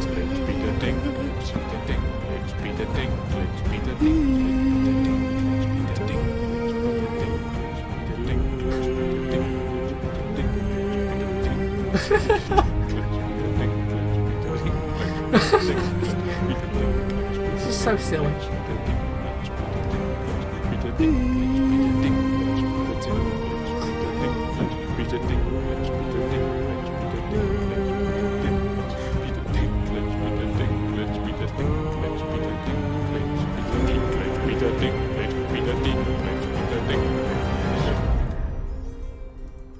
Well, there you go. There's a thing you didn't know that you needed in your life that you now have. So, detectability's jumped up a fair bit. 6.2. Maneuverability's also ballooned a fair bit compared to the Visby. Oh, not that much. The Claeshorn was 500. 500 is still pretty good. That was the 441. So he's steadily getting a bit less manoeuvrable, but the speed's still quite good. Not as fast. I think Visby is one of the high watermarks in terms of speed.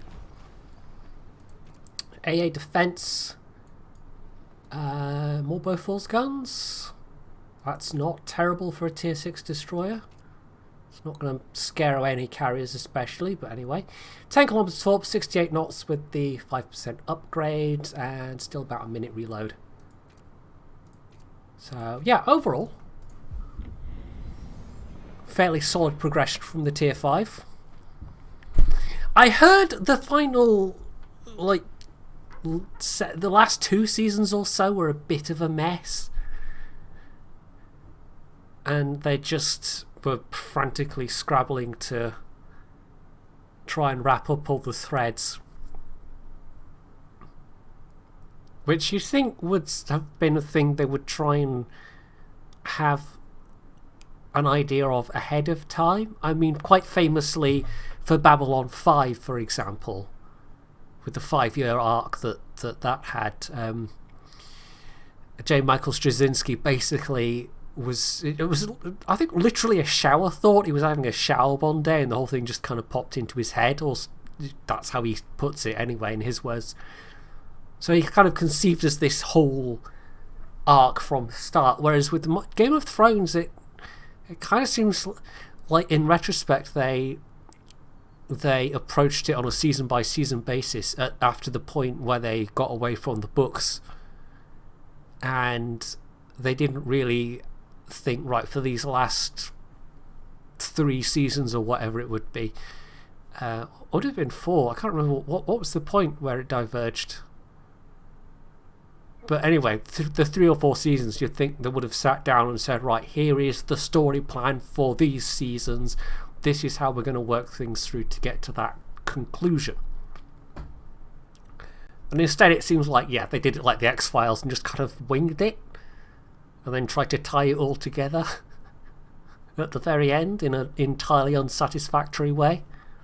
Although, having said that, I never hated the finale of the X-Files as much as other people seem to. But it was an absolute hodgepodge of trying to tie everything that had cropped up over the previous years in terms of the supposed overarching plot. And then, what was the guy's name that was the showrunner? Chris something? I can't remember, but he basically, like, afterwards admitted he'd basically been making it up as he'd been going along.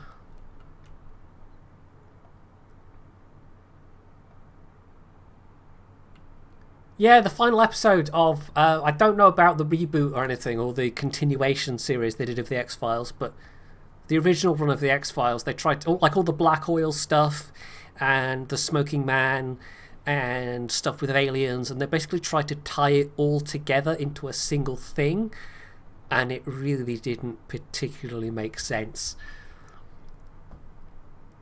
It basically was a frantic last minute, oh shit, we've been hinting at this giant overarching plot for years, we better actually try and do something to tie it together. What was the guy's name? It was, I don't know, Chris something. There's a show I wish was on Netflix though. I would definitely rewatch X-Files. It had so many fun episodes. There was a bunch of it that I never actually saw because it aired on BBC Two for many years. And I didn't get to see it all quite coherently. Right, the Fantastic I can easily outspot. I'm not sure about the Gator though. On iPlayer, I don't think so, but I don't know. Oh, also, hey Phoenix. I just completely noticed it was you.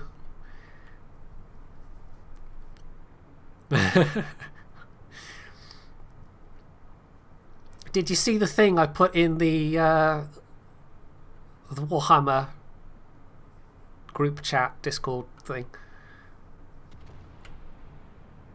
Yeah, following on from the discussion on Friday and then playing Warhammer on Monday, I was like, no, I have to actually try and make this a thing with my terrible Photoshop skills. For those that have no idea what I'm talking about, hang on, I'll drop some torps. Let's see if I can't find the Twitter link.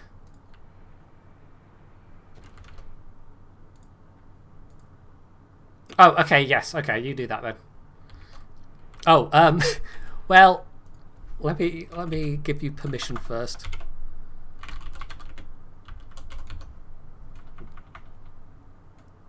Because, there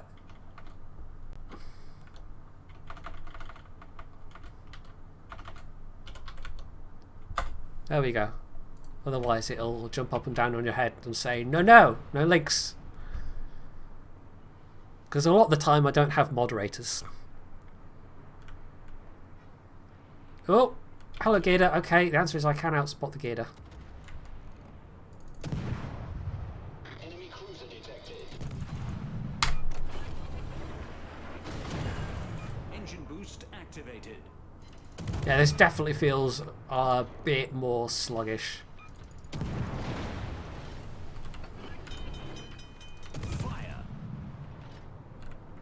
Come on, unspot, there we go. Problem solved, sir. We don't have a lot on this side, really. Pair of cruisers. If the carriers know I'm here, carriers plural, that might be a problem. Well, you did send me chocolate. And I am open to bribery by chocolate, it's true. Oh, there we go, he's dead. So you'll be able to post that link if you want, Colossal. That should still be in I permitted it. Like the wise and benevolent god that I am.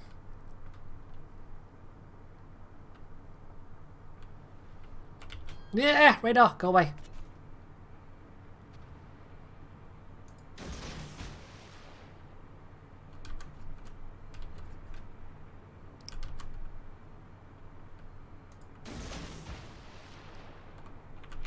So yeah, that took me, I don't even know, about 2 years, 2 years, 2 hours all told. I was kind of doing it in between bits of video editing, basically, while I was waiting things to pre-render and whatnot. And yeah, I can't really do that much with Photoshop. I afterwards wondered if I should have made all the ponies green, but I'd have had to look up how to colour swap stuff.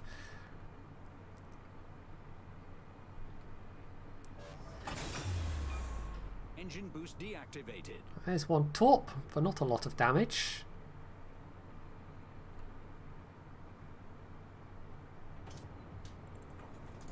But I can at least plonk out a bunch more without too much difficulty.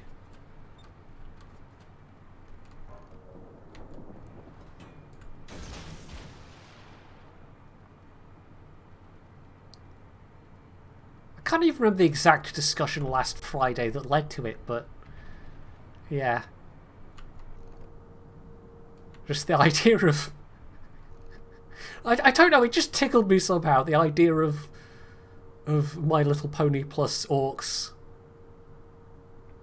being very earnest and, you know, whatever else about how much they love Wah. It just really tickled my fancy. Oh, possibly, yeah. I know there was some discussion of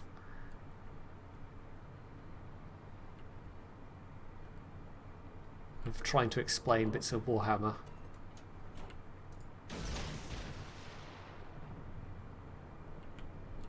There's the chappie's radar again. Well, despite...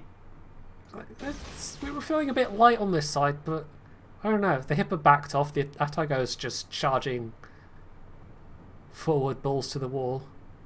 The carriers have not been bothering me at all. This is possibly just going to be one of those really one-sided games.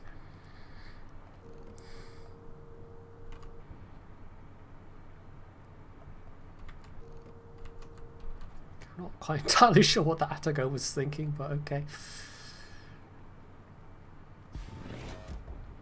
See if I can't drop on the Dunkirk. The Colorado might be getting a bit paranoid by this point. What is it? 6-2.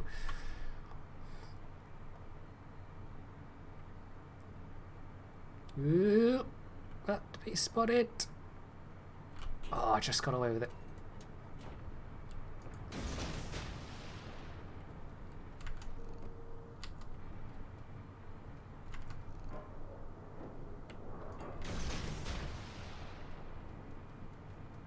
These ships would definitely better suit someone who's a bit more suited to predicting people's movements.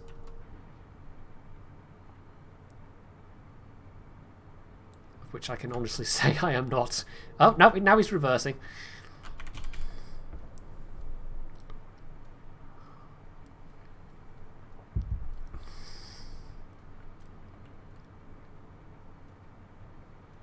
This is definitely, though, it's one of those ships you're going to see score screens where it's just a ridiculous number of torpedoes fired over the course of a long battle. Just all of the Swedes, really. We are hammering these guys. Oof.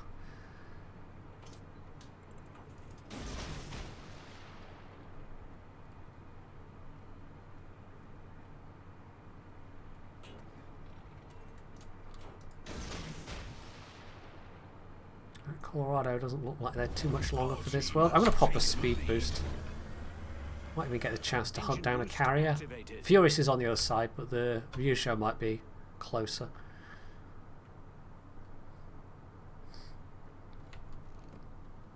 Dunkirk's already flooding, so they don't have damage control. So if I can get another flooding, that'd be nice.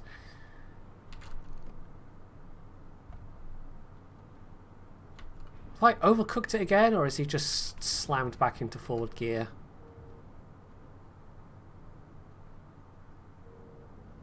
Changed his velocity a bit. Oh, I got 2. No floods, though.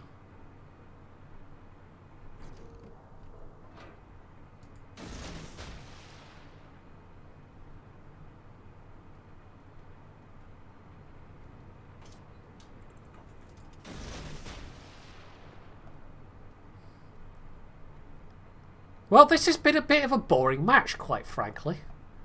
A bit of an odd one. But then, I suppose it is getting a bit late. People aren't necessarily playing that well at this time of night. Well, that's going to be my excuse when I inevitably faceplant anyway.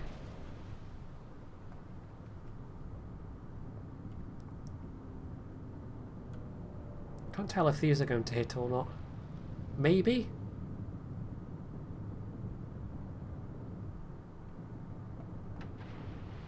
Or is he going to get killed by something else? No, they're going to go in front. Oh well, that's closer than a lot of my guesses.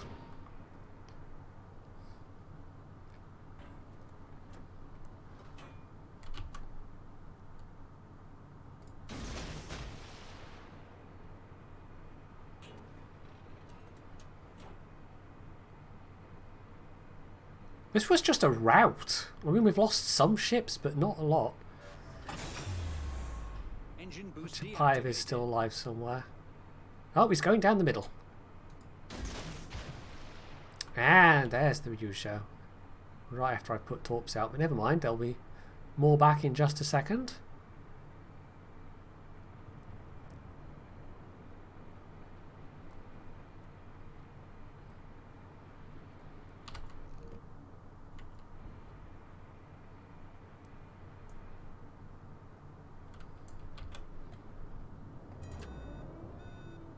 No, I'm just really bad at predicting, apparently. Although the Colorado is one of the more maneuverable battleships around.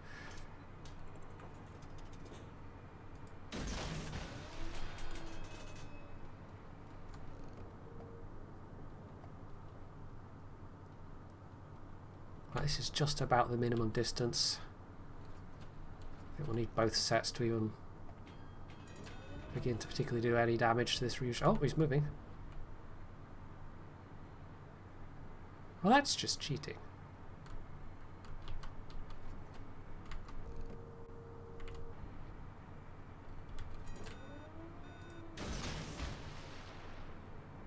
You're not allowed to move. No one said you could move. I do so hate it when they use WAS attacks. I mean, the Atago's right there and the Colorado's still fairly close, otherwise I'd start pew-pewing, but yeah. I'm really surprised no one's tried to spot me with planes yet. It's not like I haven't announced myself.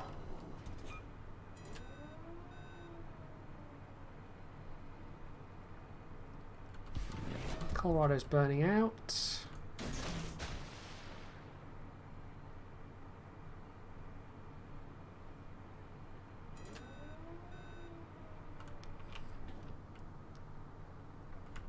One of these carriers is finally cottoned on.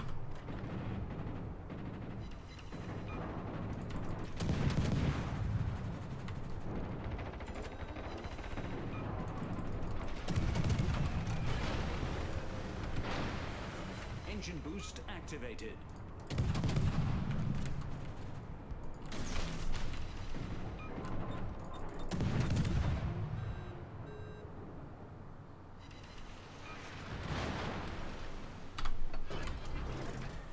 I probably should be firing at the Atago, but my instinct to farm carriers is just...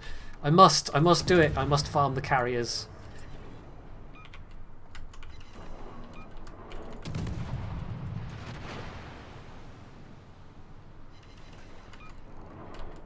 Ah, damn it, I hate being sensible. Although I am actually just about out of range of that guy anyway, so...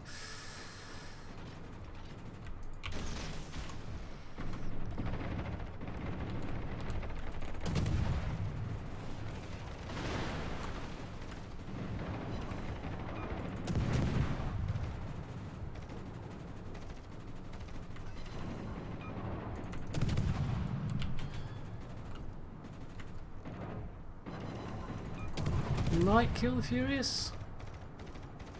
Possibly.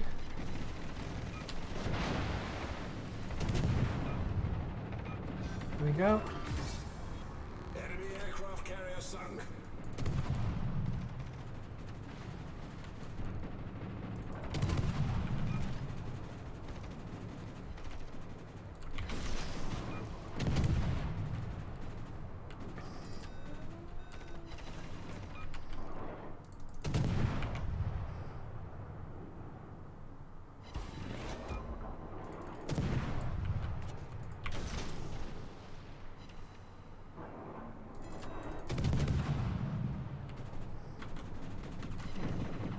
Oh, nice. Okay, well, the AP was worth. Oh, Atlantis stole my kill, though. Engine boost deactivated.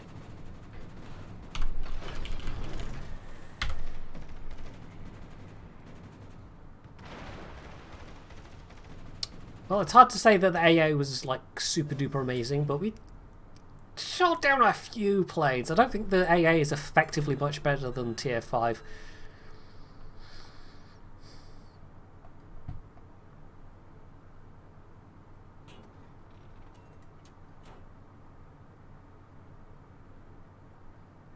I'm also not entirely sure why the Lightning and the Atlanta abandoned the cap, but maybe they're really hoping that New Mex can do the business. Anyway, let's just head towards the cap.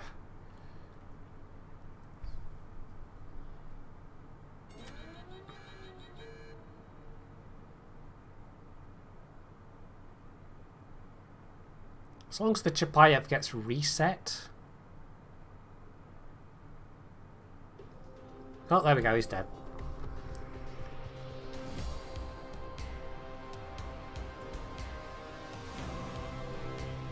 Right, that was decent damage, but mainly because I got to farm those carriers. It was a weird game overall, though. It kind of whizzed along until a certain point, and then it bogged down a little bit, but by that point we had such a momentum that, yeah. Winning was kind of inevitable. Right, let's go on to the Skåne. Sadly, I don't have any weird theme tunes to go with this one.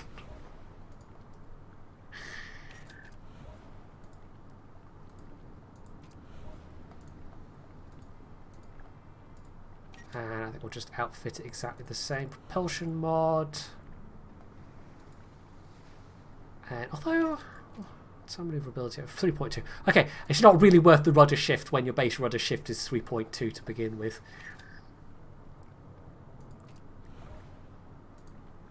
Extra torp speed, because you might as well take it.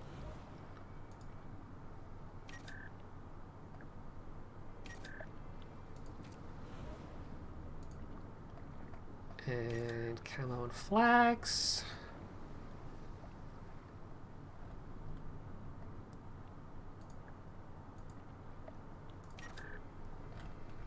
That takes us down to 6 kilometers. That's actually better than the Vesteros.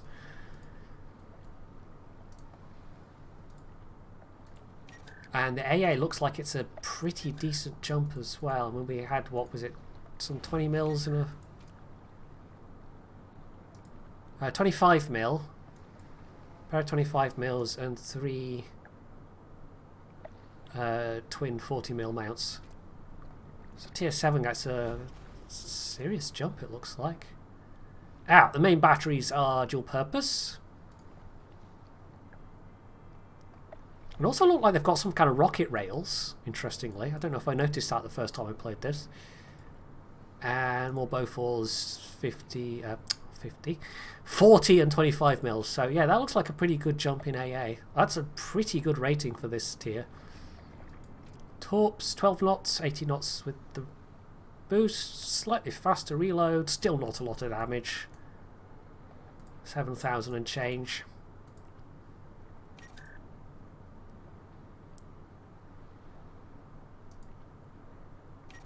Hey, data unavailable. Just working my way through the Pan Europeans. And not at all derping in any way, shape or form. There's been no derps whatsoever. I never derp. My stream and all my videos are always entirely derp free.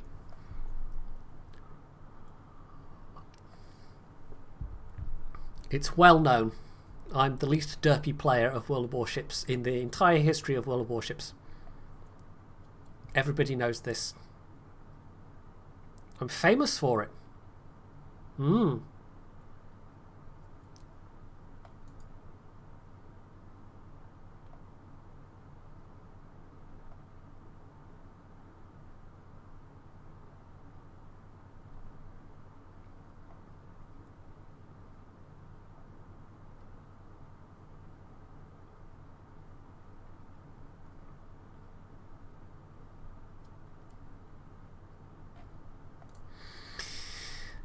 I think people are definitely going to bed at this point. Even at tier 7 we're having to wait for the matchmaker. What a bunch of lightweights. It's almost as if they want to sleep or something. Which is just bizarre. Why would you want to do that when you could wake up, sleep for 2 hours, and then sleep an additional 2 hours in the evening? Because reasons.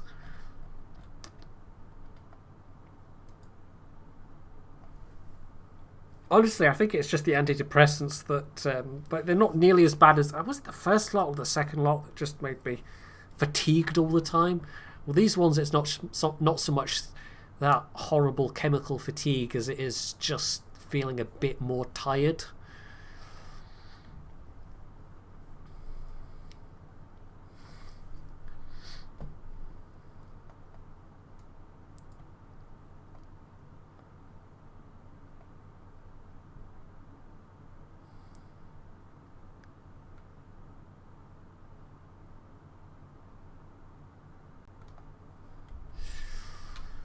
Right. Well, there is a carrier again, but this AA significantly bumped up should be able to handle the tier 6 planes reasonably well. Oh, we've got an actual pretty... That's 6 kilometre outer envelope. That's pretty chonky. That's substantial. 5.8 is considered to be good. You know, 6 on a destroyer. You know, 6 would be good on a cruiser of this tier, let alone a destroyer.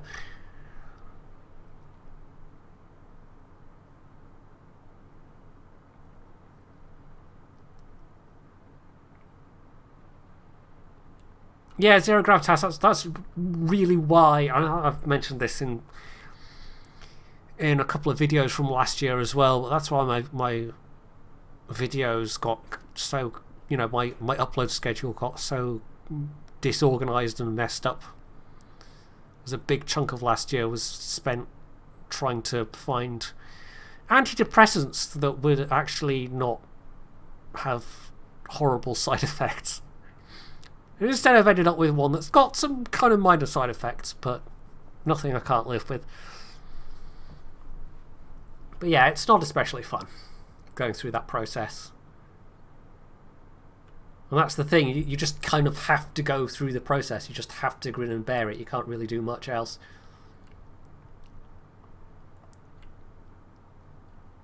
There's no real shortcuts.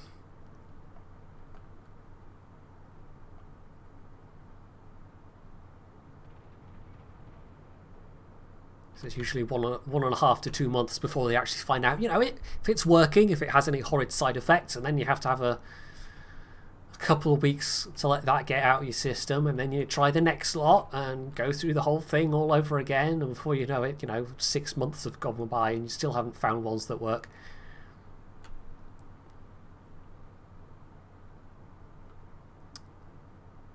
So yeah, it definitely requires a certain amount of patience. Right, these top drop angles are actually not that bad. Still got the triple launchers.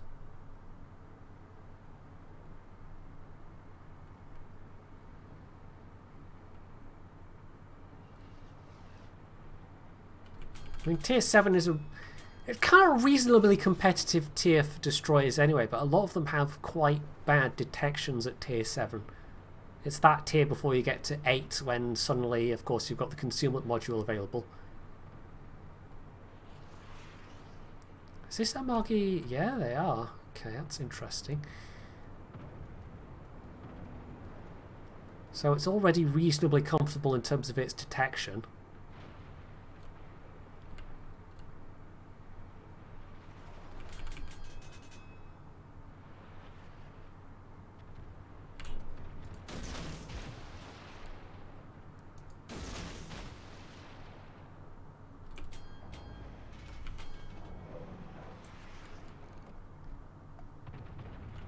He seems to be content just to hang around there for now. I could try rushing him down, but I suspect that might be a bit too risky.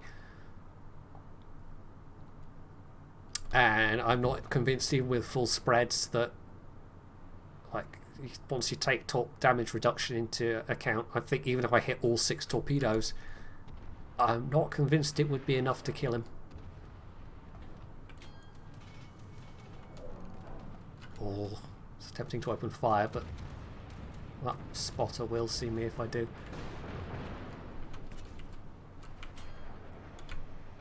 Right, this has got to be the Shiratsuyu. Their idol has died already.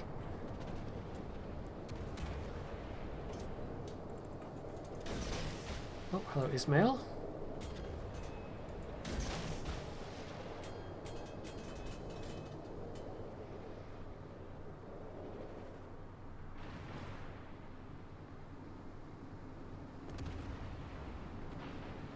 It's one of the reasons why I've been particularly thankful for Patreon, and that so many people have stuck with me, and even people who've just even kept their subs going through Twitch. It all helps.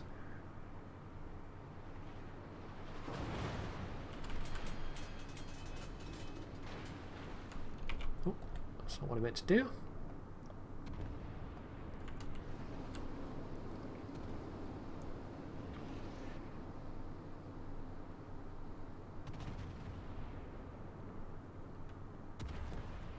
This is most of the team over here.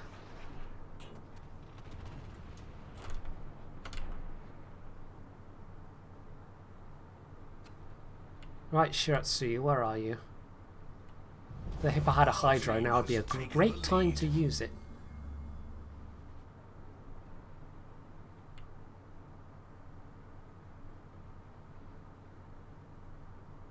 Really don't want to run face first into a bunch of torpedoes that can just kill me outright. Oh, well, you don't have to, Zero Gravitas, but you know. Certainly welcome. YOLO! Engine boost activated. Oh god, this might be a trade. Yeah, I think this is going to be a trade.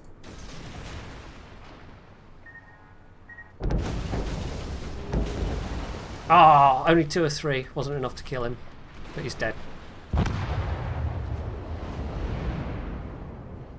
If I turned in, I probably still would have died. Those Japanese torps are nasty, man. But they've lost their destroyers. We've still got one. I think we'll give this ship another go, though.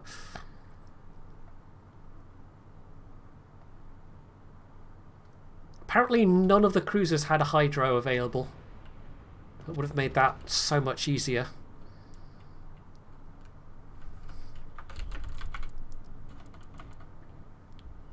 Or even somebody with a spotter plane. Let's go do another ship. There's probably a daily I can do.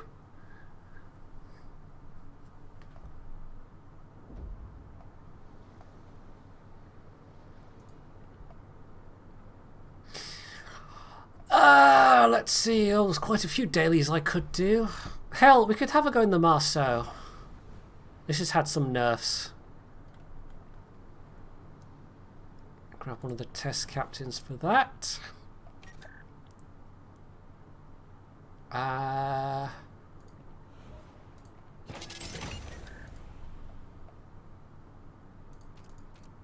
Yeah, they nerfed the shell ballistics and I think the rate of fire a bit as well. 4 seconds. That's still not too bad though.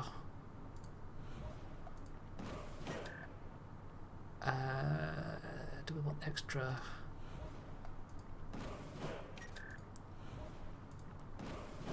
I might try radio location. And then BFT. Do we really want an extra charge of? I think we can go without Superintendent, to be quite honest. If it was a heal, I would definitely take it, but yeah. I think BFT, because that'll benefit both my AA and my main battery. So 3.6, which is relatively comfortable, and it'll buff my DPS as well. It's actually got the same AA rating as the Skona does at tier 7. Right, 8.6 km. Now, what I did last time was basically... Oh, I took concealment, didn't I? I didn't mean to do that. I meant to take AFT, because what I did was a pure gunboat build, and I want to see if that still works. So it was that, and I basically didn't take concealment. I took AFT as my single 4th point captain skill. And what have I done that's different there? I don't know. Oh, because I had 2 4-point skills, didn't I? Do we want IFHE? I mean, at the moment that's fine, but with the skill rework, IFHE is probably not going to be that useful. Maybe Demo Expert? Bump that up to 9% fire chance, and then Preventative Maintenance for our final slot. And then we're going to have to decide quite carefully on what modules we want. 4.8 seconds.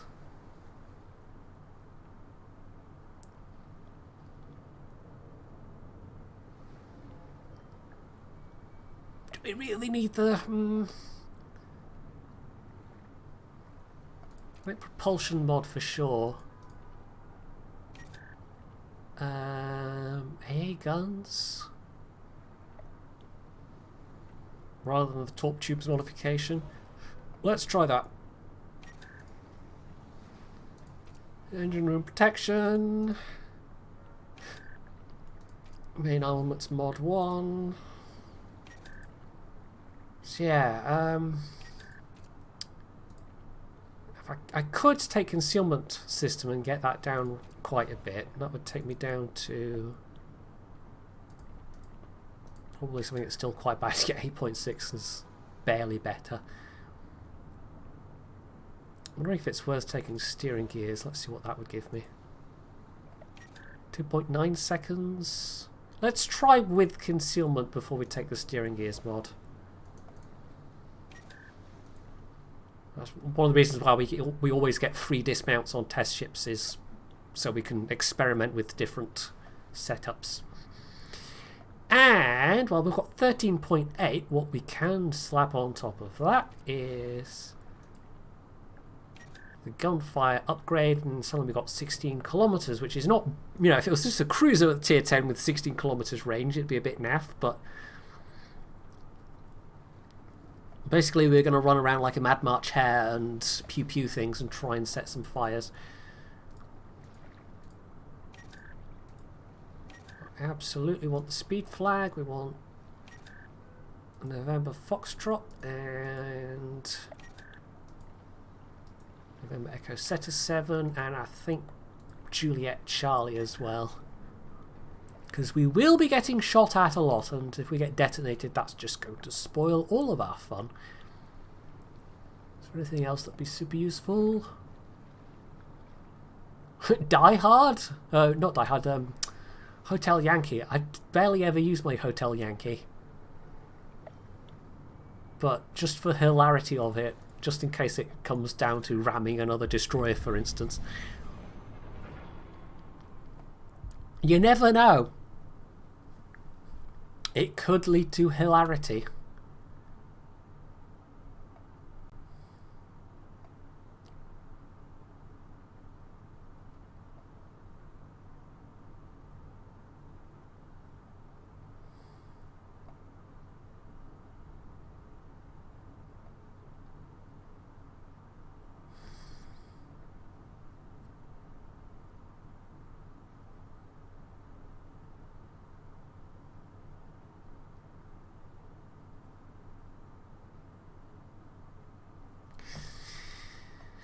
Right. Well, no carrier to worry about, but yeah, this is big for a destroyer, so.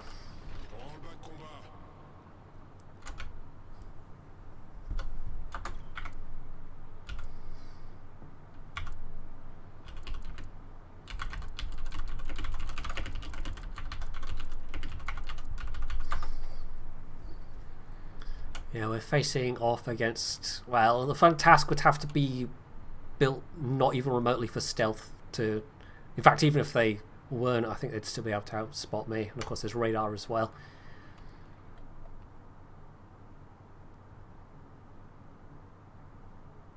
I'll have a wee go at B, but this is not going to be a serious attempt.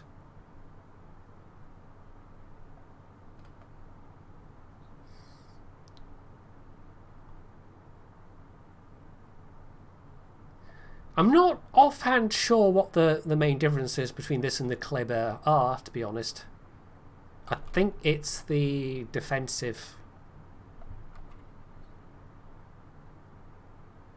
I can't even remember if this is meant to be the same class of ship or not.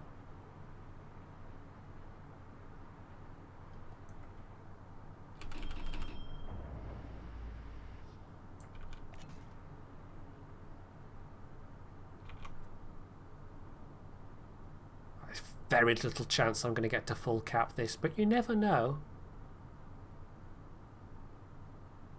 This is where having the engine module becomes especially useful, because you can just go from a standing start that much quicker.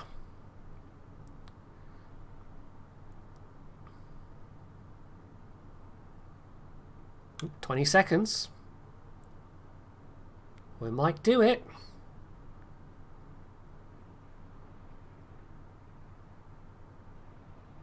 Bear in mind, with the least stealthy build, you know, it's almost 10 kilometers. You'll be outspotted by a Minotaur.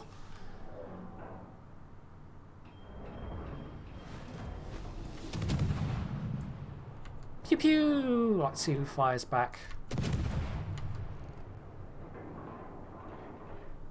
Oh wow, yeah, okay.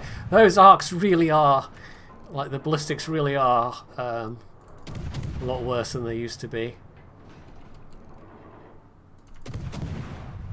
That's a couple of seconds extra.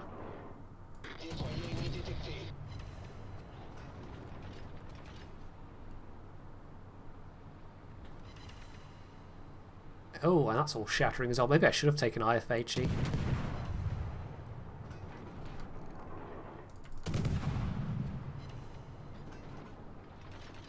Yeah, well, of all the hits landed, only one actual damaging shot.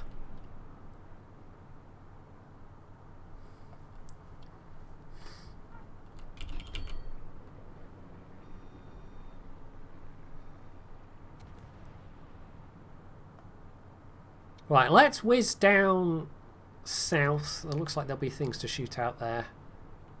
Maybe I can pick up that grosser curve first again. Oh, there he is. Actually, I might even be able to sit and do some pew-pews from behind this island. I'm trying to imagine, like, would this be what you'd get with the Worcester? This kind of shell travel time? I don't know, but it's pretty bad.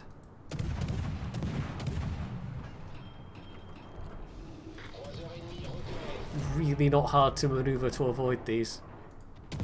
Even a big fat battleship.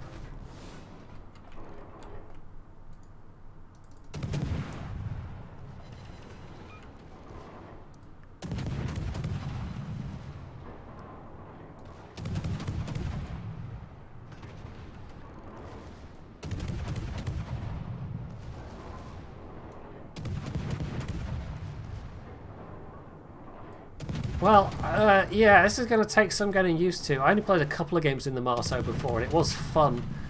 Which is, I guess, an indication that it was a bit too good. Sometimes when you get in a ship and you're like, oh yeah, this is really fun. Yeah, that usually sets off a little warning bell that it's probably a bit too powerful. Right, no fires yet.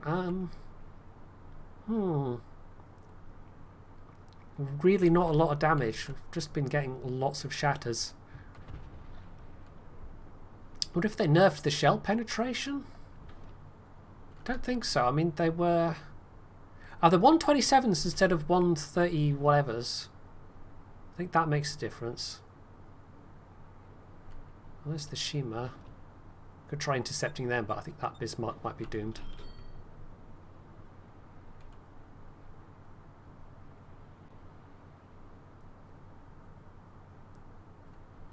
So yeah, I think we just need to try and get some fires going. Oh, it's one of the thingamy camos.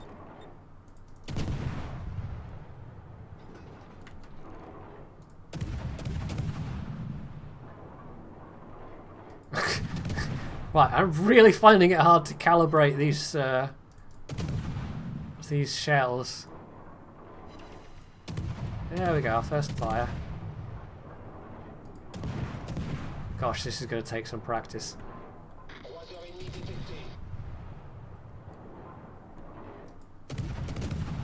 That's the Martel that's targeting me, that's fine. The whole point of building out to 16 kilometers range is that you've got plenty of space to dodge. It's basically one of those. It's what the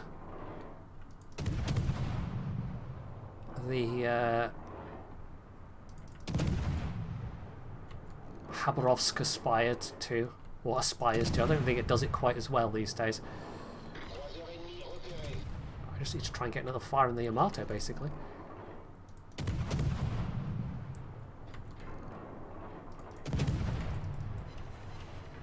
Yeah, even on a big fat target like a Yamato, I'm still struggling a bit here. Oh, and of course you don't have the main battery reload, that's the other thing that's different from the Clibber. Hey, Chaser! Yes, it's that rarest of things.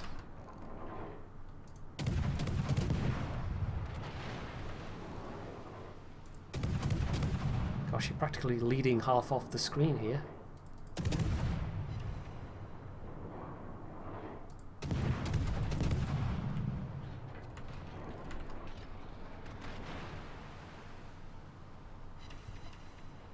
No, no, sir. Further fires.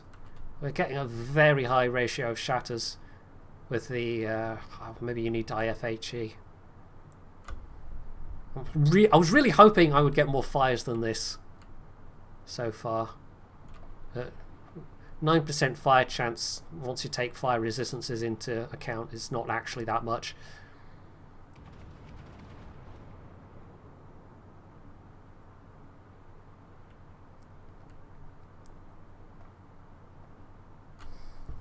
But the Salem's still alive and kicking. The only problem with trying to get the shimmer is they can see me way before I can see them. You've got to run quite far into danger before you can try and tackle them.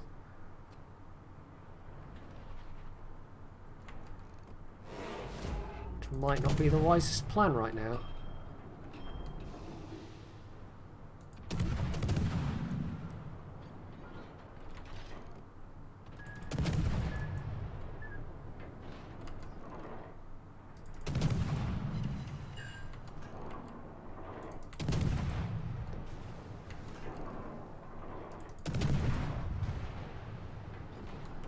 Now, even just turning a little bit, this is already towards the edge of my range. Holy moly, they really hit these shells hard. Compared to what they were doing before. I hope they unnerf it a bit, because this is kind of painful, honestly. It pretty much relegates you to only being able to hit battleships at longer ranges, and even then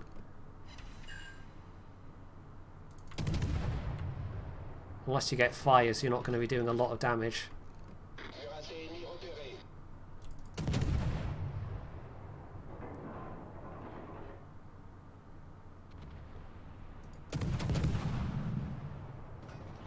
Maybe I should try against this Baji, although they've got even less superstructure to shoot at. It's really hard to judge how these land, good grief. Boost des moteurs désactivé.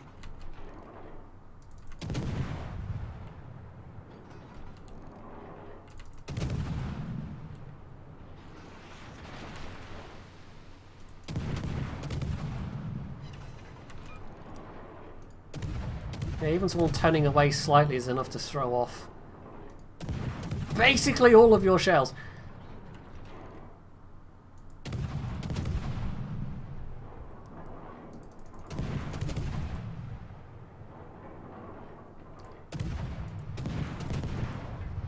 I probably should be paying more attention to the directives, Chaser. The Commander Cunningham captain is not one we got given, so I actually have to be able to grind it out just like everyone else. This doesn't look like it's going that well. Right, even him heading away from me a full 2 kilometers inside my theoretical max range is enough to... Just the amount of time it takes the shells to get there. It's actually severely cutting down my effective gun range.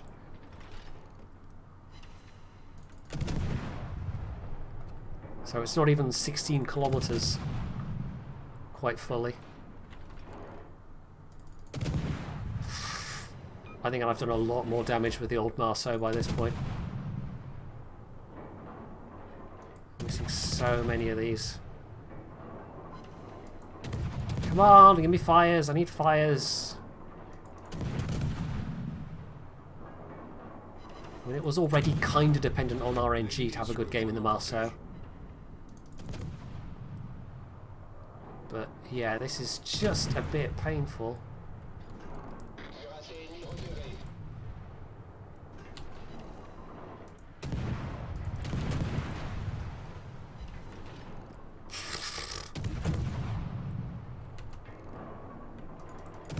Definitely less than a 9% fire chance with what I've hit versus actual fires so far.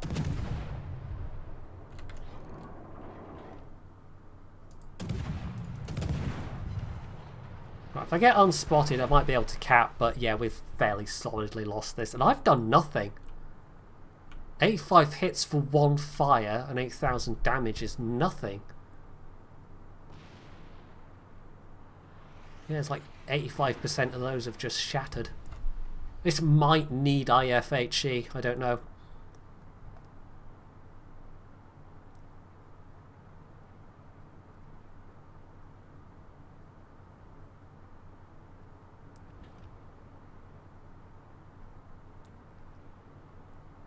I will give this one a go with an IFHE captain at some point, for sure.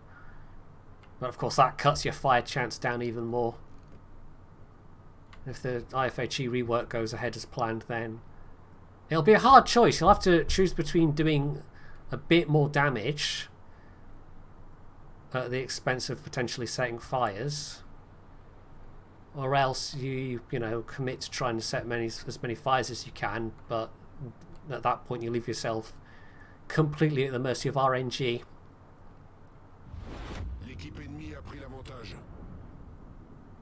But for any destroyer, this number of hits for this amount of damage with the guns is pretty pathetic. I got time to cap this out? Maybe? This is all on the EU server. That's where I have all my test ships.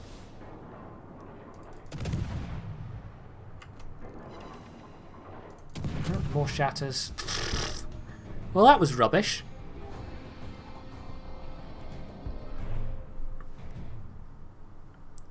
That was severely rubbish. Almost 100 hits for 1 fire.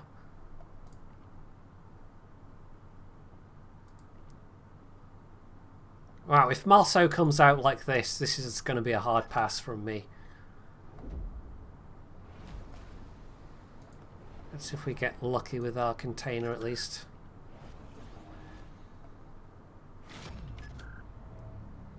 Nope, oh well.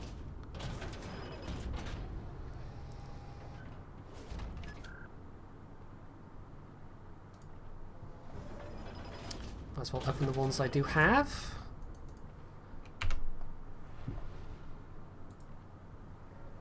I can set that as a primary. Oh, no, that was already set as a primary ship. Whoops, well done me.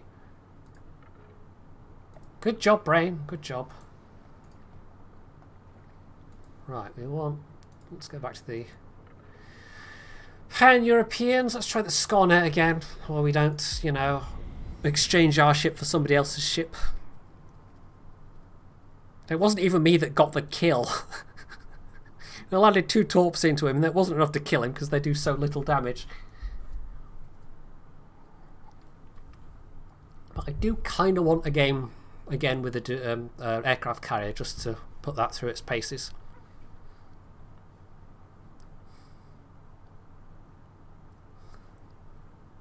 But yeah, that was like firing long range with US 127s. That was it was kind of painful. At least it in theory has better base fire chance than the US 127s.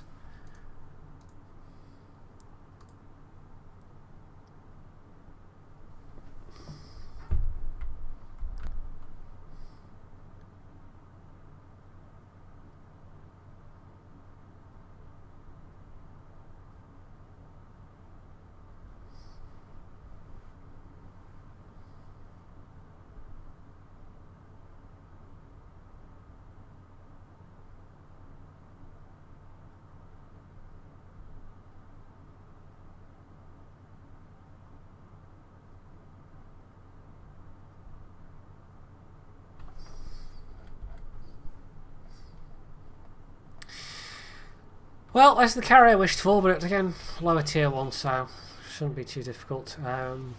Good matchmaking. Show 'em what we've got, chaps. I think I could get the jump on the mast, but the other two definitely are going to outspot me.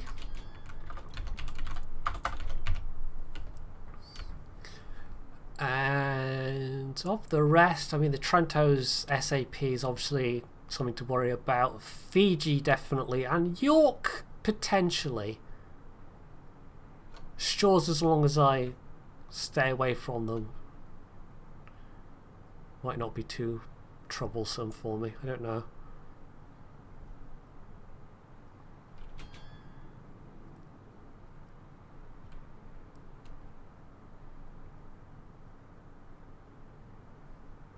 Yeah, I got noticed. It honestly happens more often on the NA server. Weirdly enough. Oh, I was just trying to stay in the mid there, but...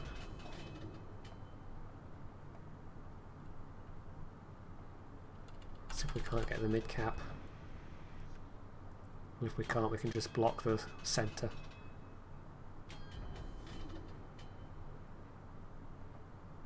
Where's the Shinonome?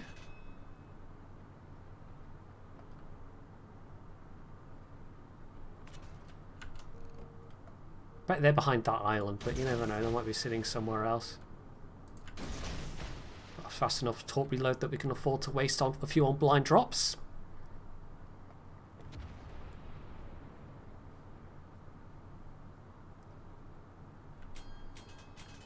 No, that got capped, so we might as well block mid. Oh, cutting it awfully close though. Ah, okay, yeah, they were over this way. Haha, just blocked them. Oh no, I didn't! Damn, I wasn't quite quick enough. Right back. Capping now though.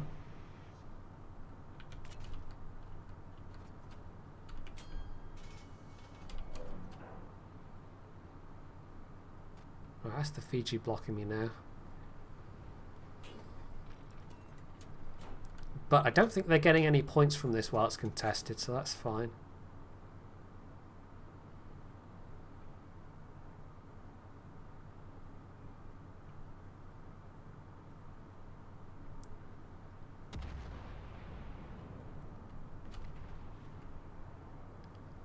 I personally really like the Yoshino, but that's just me.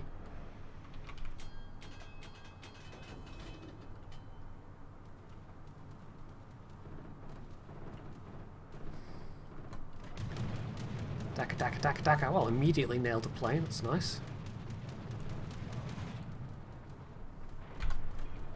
Oh, there's the Hatsu.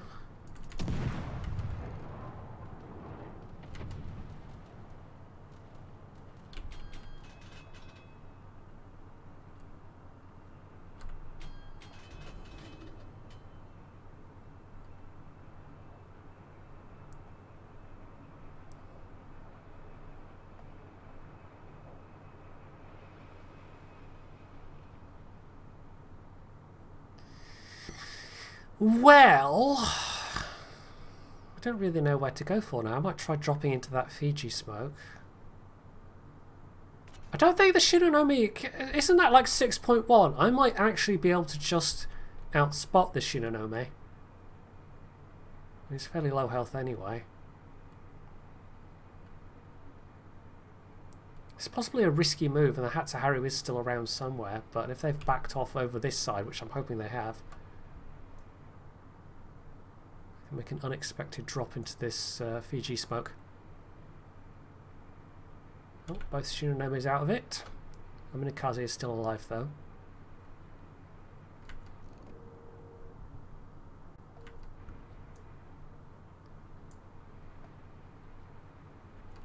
Enemy cruiser sighted.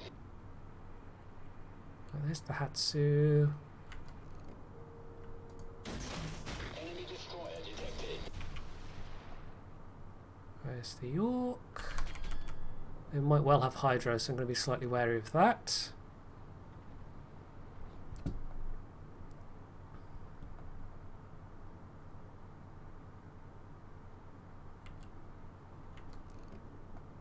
don't know if that's a good enough angle. I might just have... yeah. Oh, if he's sat like that, then yeah. Oh well. It was worth a go. Might scare him out the smoke, maybe. Well, I think that's dissipating anyhow. It's only one of the temptations with how nippy some of these ships are is to just rush in and torpedo somebody, but you simply don't have the punch. Hey, Darth Regis.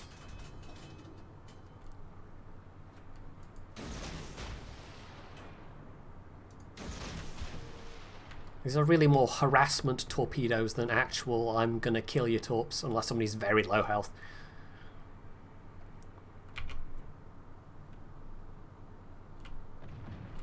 Oh, interesting. That's how he's trying to open fire. I don't particularly want to engage him, though, with the Fiji right there. Ah, there's no torps almost. Fire. Problem solved, sir. Taka, taka, taka, taka.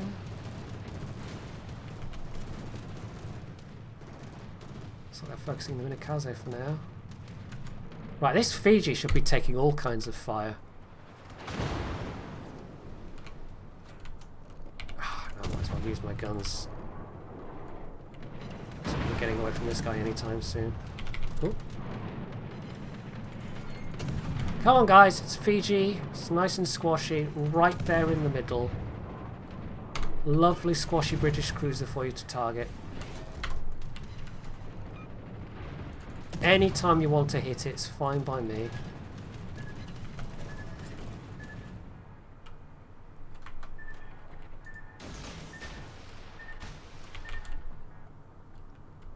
No, apparently nobody did. I think I was the only person that actually fired at him. The carrier was going for him a bit as well, but yeah. So much for that then. Yeah, these do 7,500 damage. I think Sims do, what, 9,000? So, yeah, very low damage torps.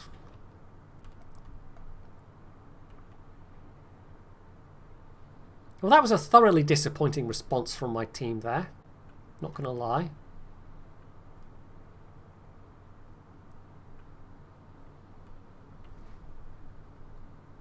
We're gonna get spotted. Yep.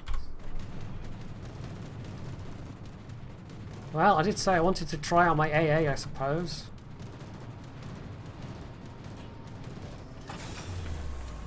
Engine boost deactivated.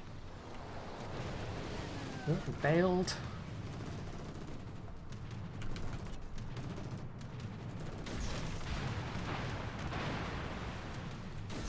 This is just a completely speculative drop. I don't know if the Knives now is actually going to turn that way, but you know, when you've got a quick reload, you might as well. The enemy team has taken the lead. Is he... Ryusho has AP bombs, right? Is he really trying to get me with AP bombs? Oh well.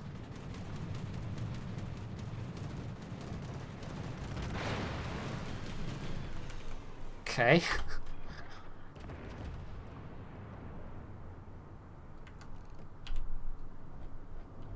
I might actually land a hit or two here.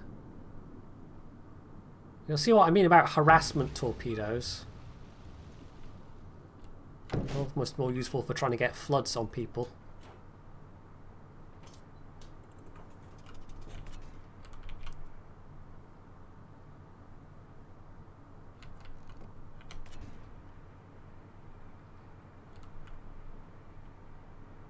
I mean, neither side is particularly showering themselves in glory, to be honest.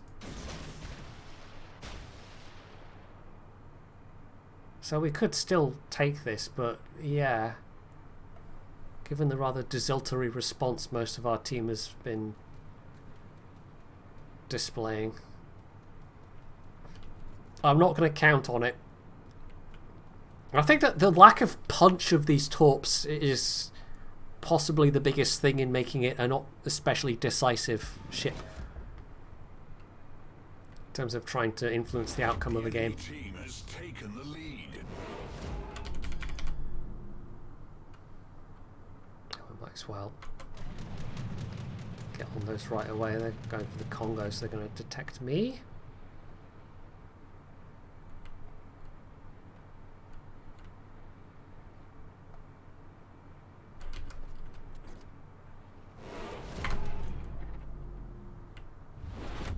No, he is actually coming for me.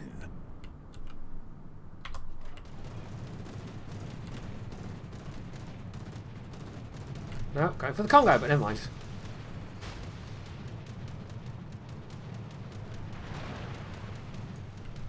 Let's pop a heal, I suppose.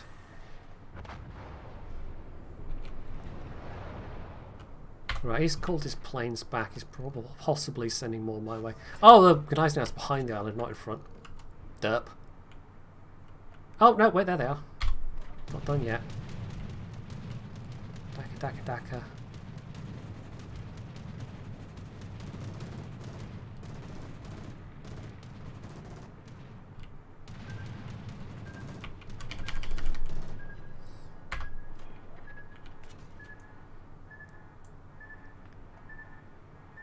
I don't think we really have enough time to try and bring this back, to be honest.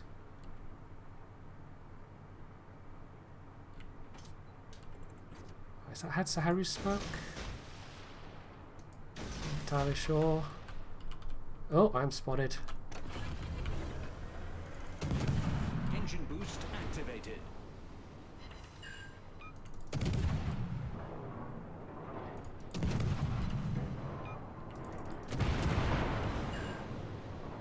Main turret critically damaged.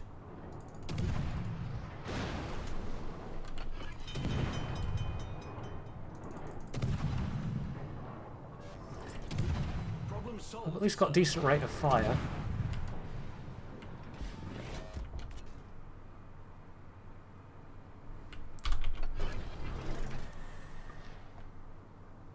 No. That was a bit of a disappointing one. Oh, well, we got to see the AA in action, though. But yeah, the team was... I mean, it's not like the enemy team, like I said, was particularly good, but our team just managed to be that bit worse. Right, let's have a go with Öland.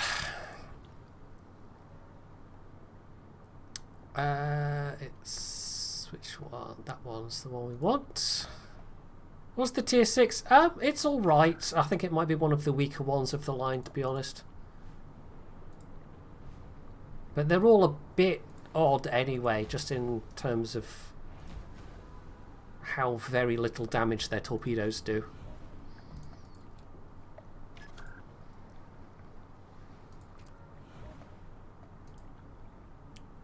They have at least got decent guns. And fairly decent AA, although I think this might even be worse AA than the tier 6. No, it's about the same, okay.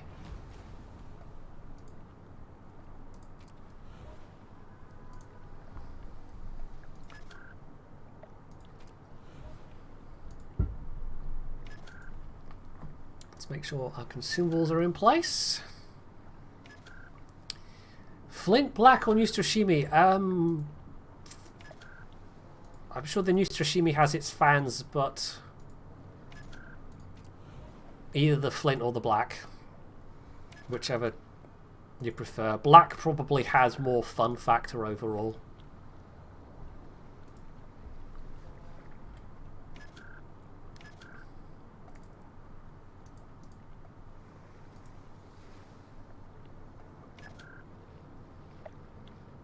Which is worse of what?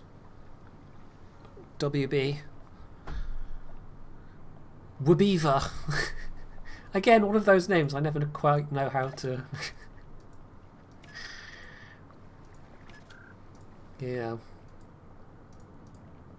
Have I been putting anti-det flags on? I don't think I have, you know. I should remember to do that. Anti-det flags on my destroyers.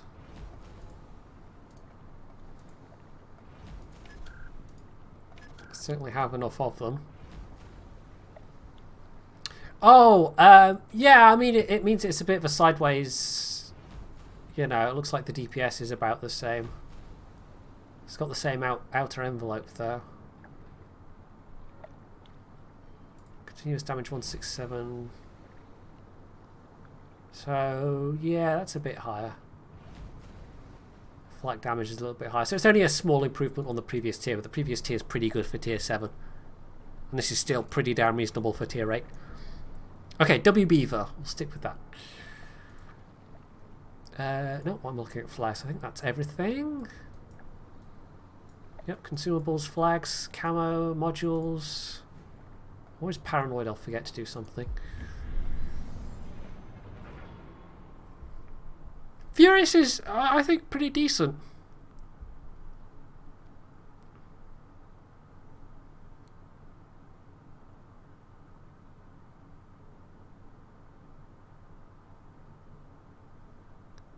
Yeah, I had an okay time with Furious. In fact, I think I kept Furious.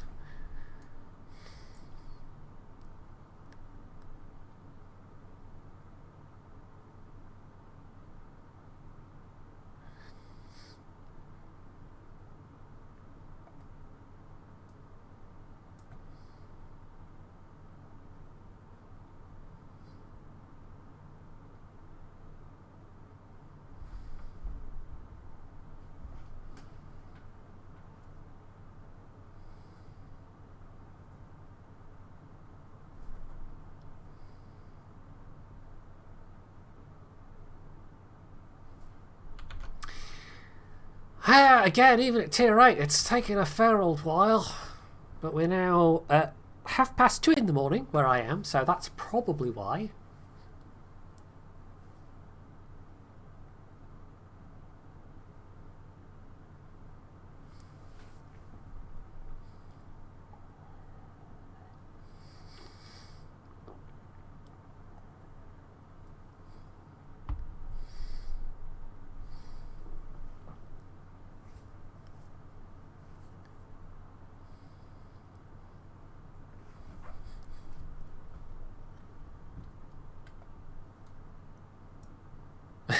Oh, terribly, Opahik. Terribly. So terribly.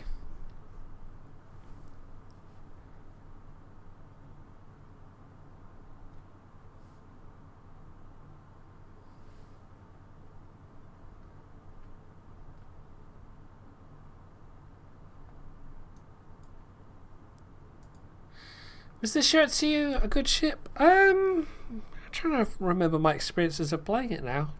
Decent, I think. I don't know if it's outstanding for its tier, but I remember it being okay. I do still actually have it, it's just I don't tend to play my mid-tier Japanese destroyers that much.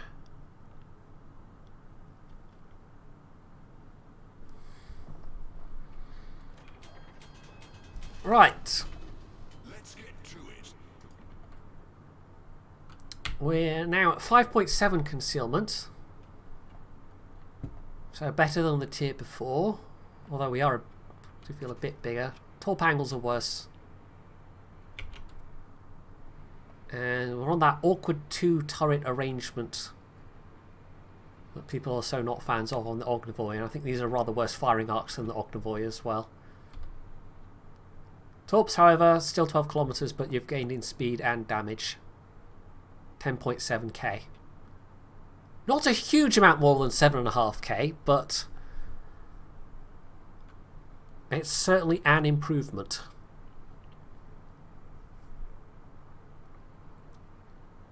This is the first tier where you have a defensive AA available as well. For all of the good that it does you these days.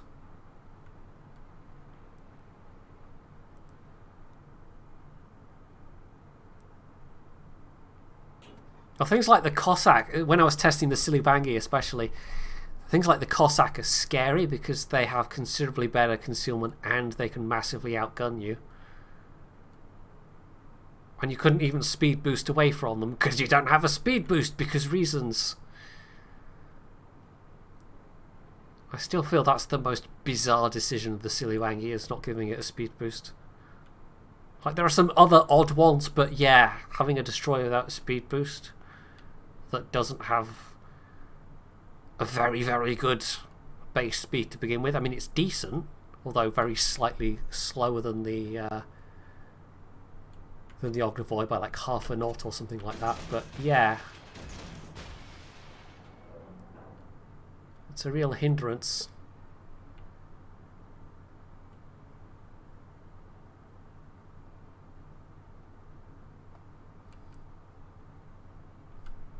Right, he's a fairly nippy torps at this point, nearly 80 knots.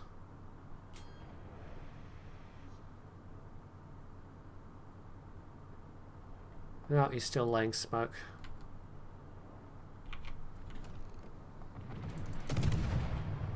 Enemy destroyer sighted.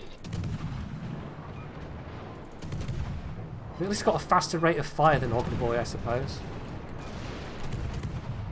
Oh, I wondered why I was taking damage when no one was targeting me.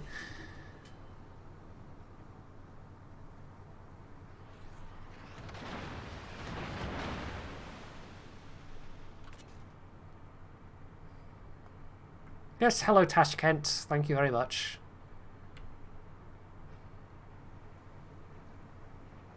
Yeah, I don't like the actual soundtrack for this game is quite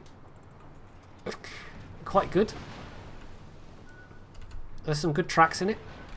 Like, for a free-to-play game, it's actually got quite a considerable amount of tracks that have been composed that, you know, that they've commissioned for it. But I don't tend to play a lot of games with the music turned on. Some I do. But things like strategy games, action games, I tend to have it turned off.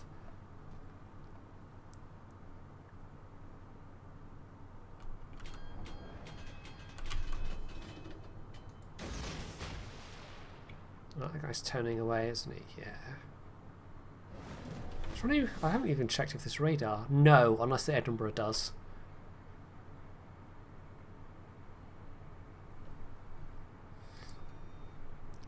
With setup, I might get a lot more use out of my torpedoes.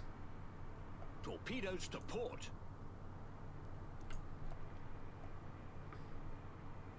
There's no carrier to worry about. We have plenty of stealth to work with.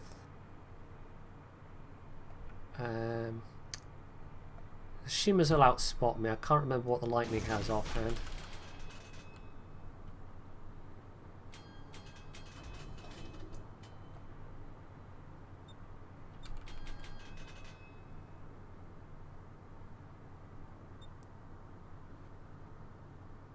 Yeah, the engine noises are a bit all over the place, aren't they, really?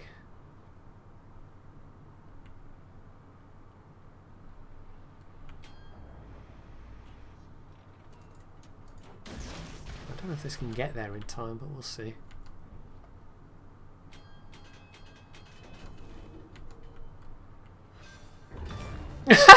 What? Okay, that was unexpected. Bye bye, Fletcher. Wasn't even meant for him, but okay.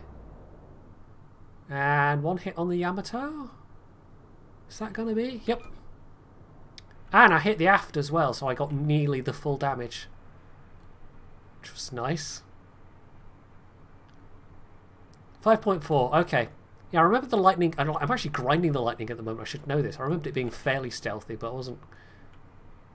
It's been a slow grind. I'm not really in a massive hurry to get to the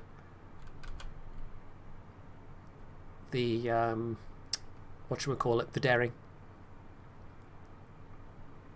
They let you in World of Tanks. They actually let you put on a custom sound for when you were spotted. Yeah, it'd be nice if you could add your own custom sound for horns that, like, maybe only you can hear it, but that would be kind of cute. Oh, hello, Tuppets.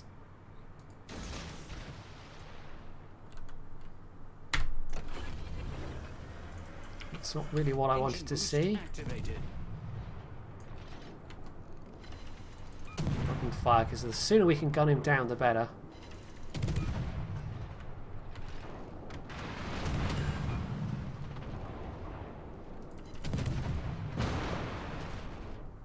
Ouch. There we go. Lost a bit of health, but I can heal some of it back. That's fine. That was the Brindisi that hurt the most there, I suspect.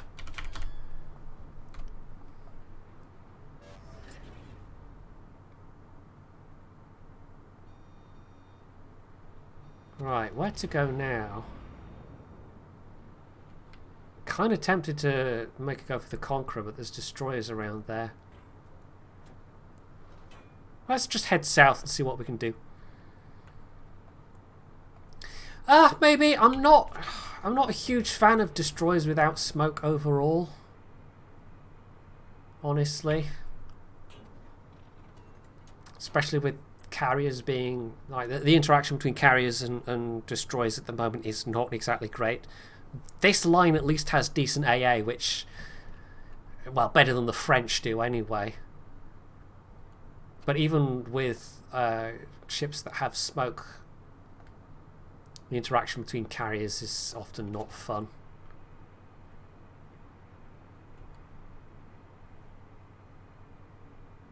So the only reason I'm at tier 9 on the French destroyers is because I got the usual skip past that you can do these days.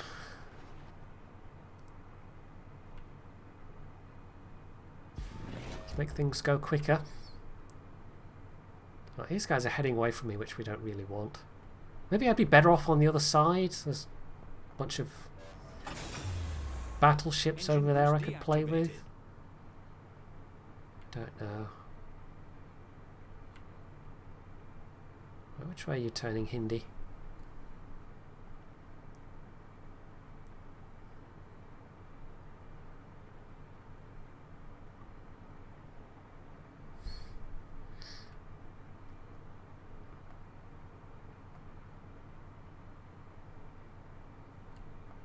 Maybe I should have just stayed in place to try and get the Conqueror. I don't know.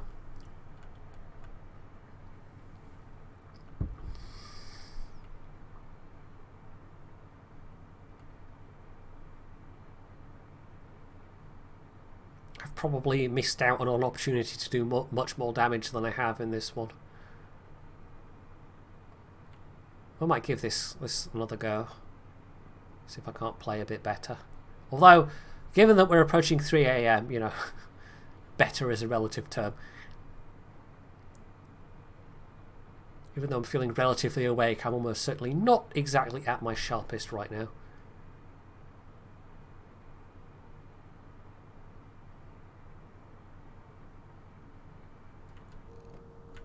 Oh yeah, Brindisi's making a turn. Question is, how wide of a turn are you making?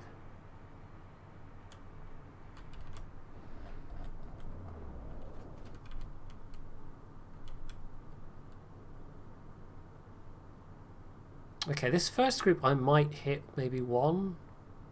Or is he going to be able to turn inside them? Ah, yeah, he just did. He might have hydro going.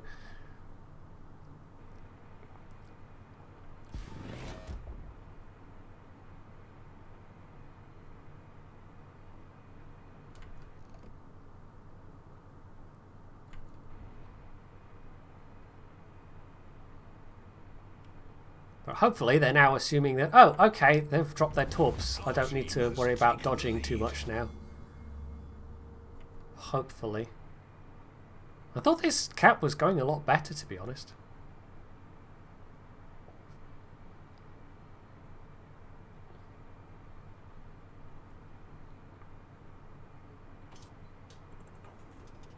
Right, without the speed boost, if I do even a little bit of manoeuvring, you know, the Brindisi is just about as fast as I am, it feels like.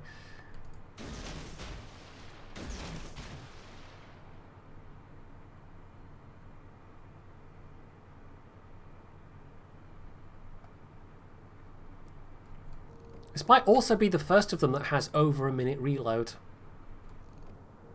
With the benefit of captain skills. Ooh, he's turning.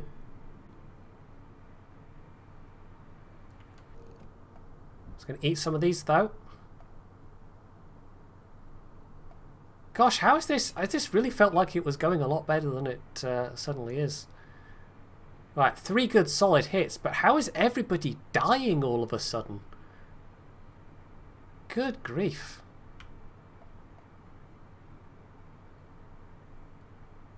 I don't think I can win in a gunfight. I don't think I can output enough damage. Oh yeah, no, he doesn't have Hydra, does he? No. See, I'm still at the Trento. I haven't really played many of these.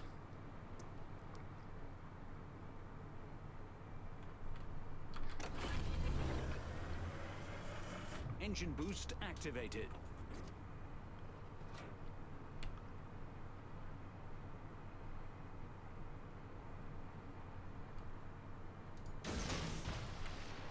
Got some more hits like that though. To hopefully finish him off.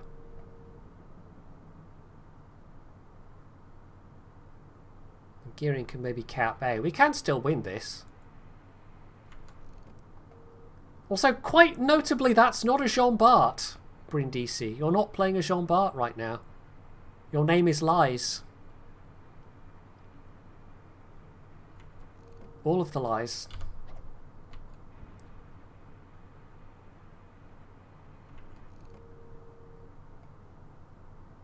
Ooh. Is it going to turn into maybe one of those? No. Oh, oh, oh, don't get too close, don't get too close. Oh god, kill speed, kill speed.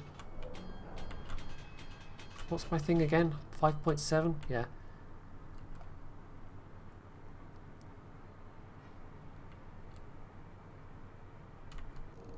Are you moving, Brindisi, or are you just kind of sat there?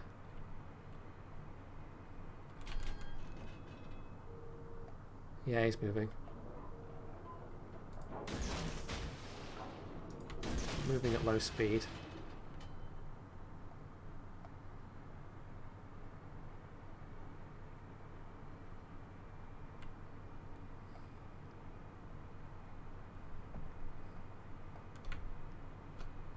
Still a Shimmer and the Lightning to deal with. If Brindisi's out of the way, then that really just leaves the Hindi in terms of shells that I can be worried about.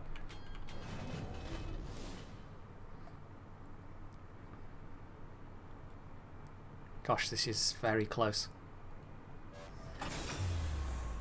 Engine boost deactivated. Torpedoes dead ahead. Oh, that's Shimmer Torps, almost certainly.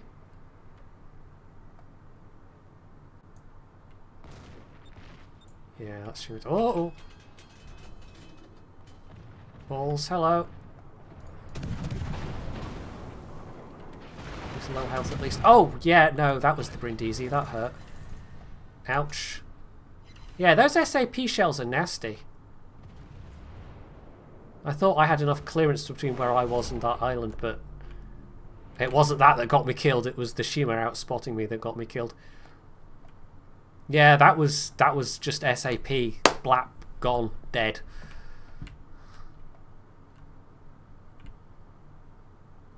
Well, that might have won them the game, unfortunately.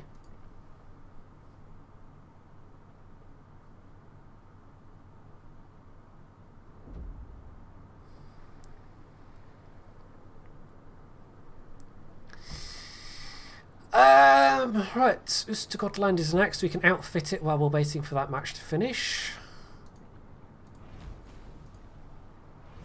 I think these are the same torps as previously. No, faster again. You're basically gaining in speed all the while.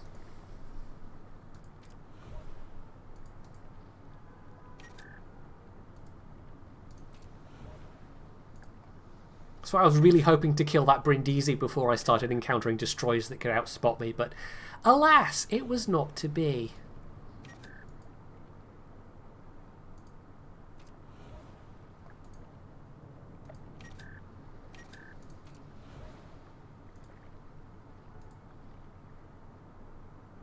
Right, what do we want for this tier 9 and 10 slot?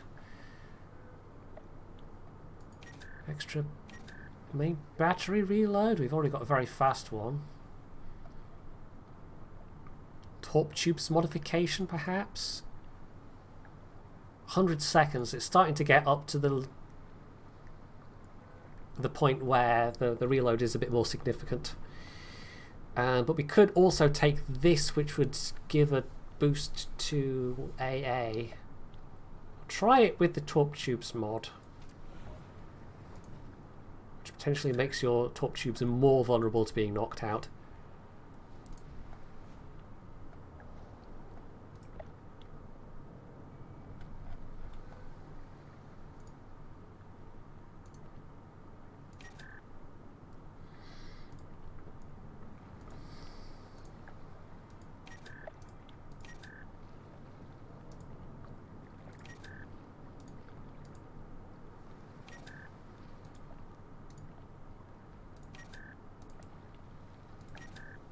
Anti-detonation flag and consumables we need to do as well, don't we?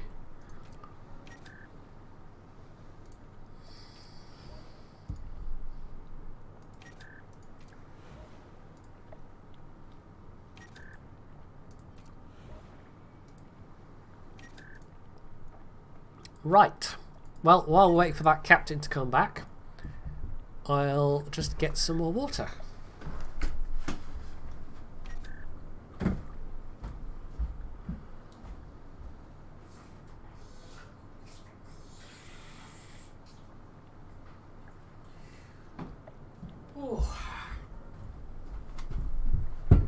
How long have we been going now? 3 hours. This is turning into a, you know, for me, a longish stream, but we are almost at tier 10. We've only got the Smurland, not the actual tech tree tier 10, the Halland. So, you know what, we might as well outfit that as well while we're here. I'm not sure why we don't have the Halland. Which I'm probably saying in a very British way. Let's see. Yeah, this has got radar as its thing rather than the defensive, doesn't it?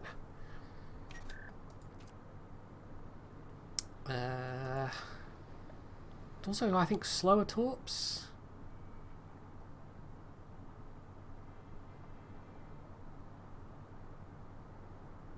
Still 100-second reload.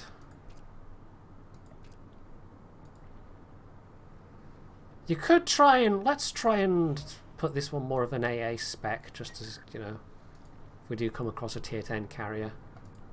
See what happens.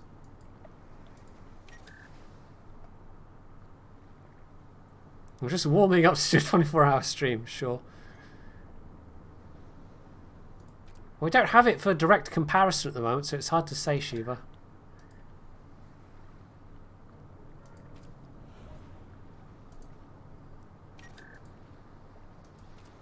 Oh, no, that's not the one we wanted. I'm so used to doing that, but I've taken the new engine room thing for most of my destroyers.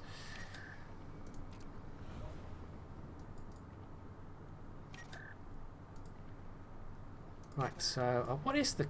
can't actually remember. What is the... 7.5 kilometers. I can't remember how that compares to the USS Black, though. But of course, unlike the Black, this can't smoke radar. Which feels a bit fairer.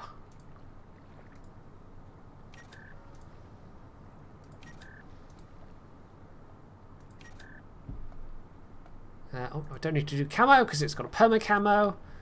6.9 without the concealment captain, but that'll still be over. I think that'll be over 6 still. It's also not that fast. That's Friesland. That's the wrong one. Yeah, I think Visby really is the high watermark in terms of speed. 36.8. 36.8. Yeah, 41 knots. Vesteros is almost as fast with Sierra Mike, but it's the Visby that's the speed demon. It's got a fairly tiny turn radius though, 660, not quite as good as the Freeland, but that's not bad. 660's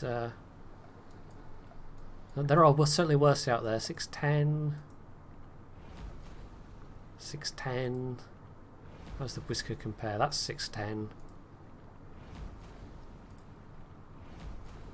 Yeah, okay, so maybe 660 is not that good. I think, like, what's the... I can't even remember what the... I mean, the Shima is, for instance, by comparison. 690. 660 is... Yeah, okay. A little bit worse than some of these. So, actually not that nippy. I don't know why I was thinking that was nippy. It's not really.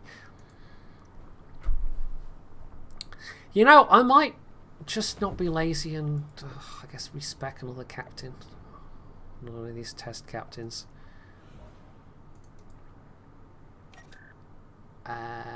Yep, that looks like that was a battleship. I had that spec for, maybe. I think generally the USN.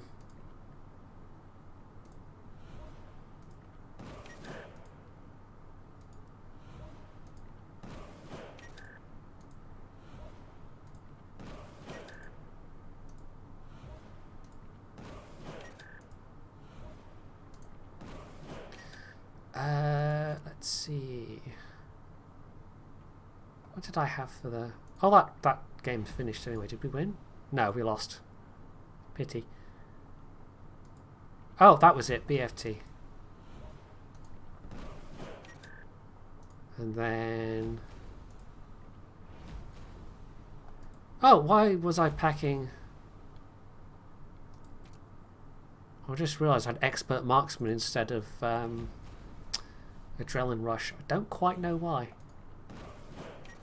But never mind. Right, anyway, so that was an okay game. I feel like I probably could have done more, though, to be effective. It's a slightly frustrating end to it. Oh, Brindisi lived! Oh well.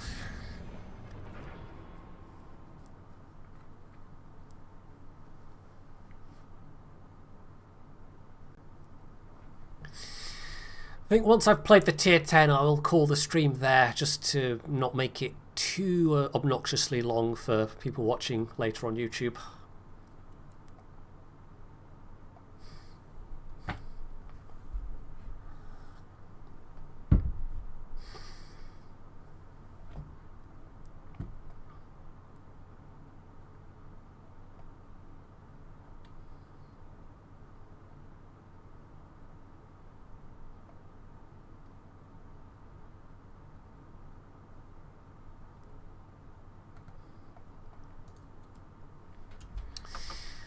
Right, Buffaloes. I think that's about it.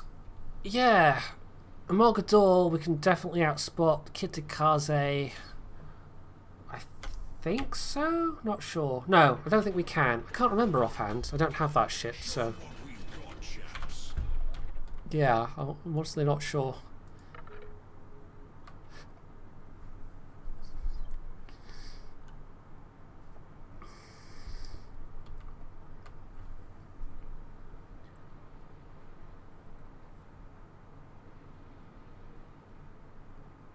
Did I take Torp Reload Expert on this captain? I can't remember.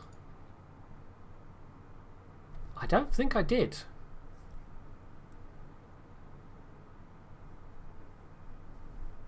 Well, that's a fine set of skills, though. And I suppose it's fast enough that you're not getting that much benefit from Torp Reload Expert. Something silly to end the stream? Oh, I don't know. I suppose I could, maybe.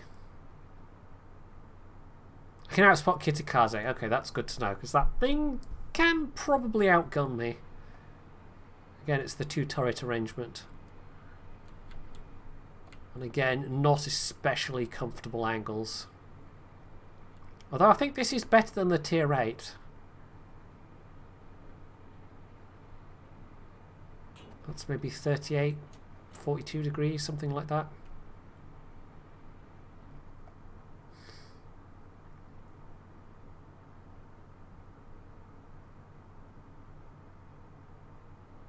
there's one buffalo. Oh, and it's the Mayhan. So first customer. What was this? 5-7. Don't know why I'm finding that difficult to remember. Now the torps are a little... You've actually got... Oh, please come on this way.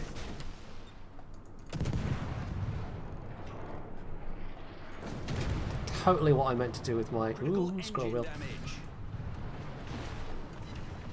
I should probably Spood Beast. Engine boost activated. Enemy cruiser sighted. You kind of make up for it with a rate of fire, but yeah, it's a bit awkward only having the one. Enemy battleship sighted.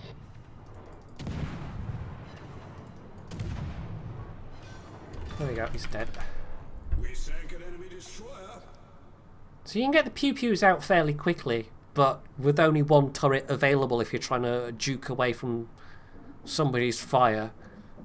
Yeah, you wouldn't want to go up against a Daring or something like that. Concealment's 5.7.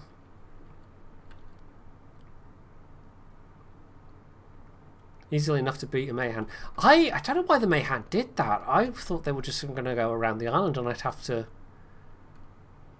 root them out, but apparently not. I think I got, what, like half of his health? A fair chunk, anyway. Right, that buffalo's moving into radar range. I have to be wary about that. So yeah, the torps are like one torp launcher sits considerably higher than the other for some reason.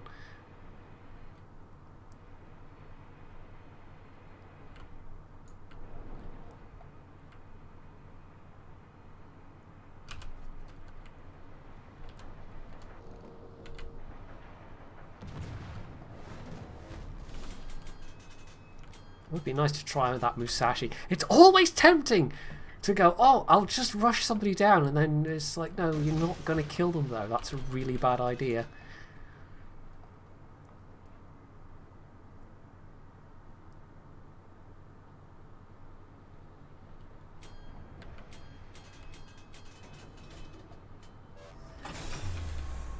Engine boost deactivated. Okay, that would explain it. Because, I mean, this is definitely a 50s looking design with these turrets, so it would make sense if they've got kind of, you know,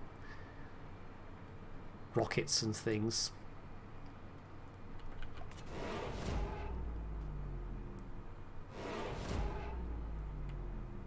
Right, Musashi's on the move.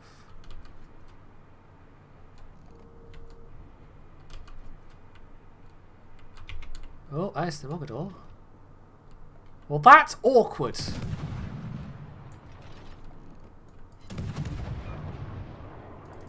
Because he can main battery reload booster. Fire. So what wins out? My main battery, my heal and rate of fire, or his main battery reload booster? Problem solved, sir.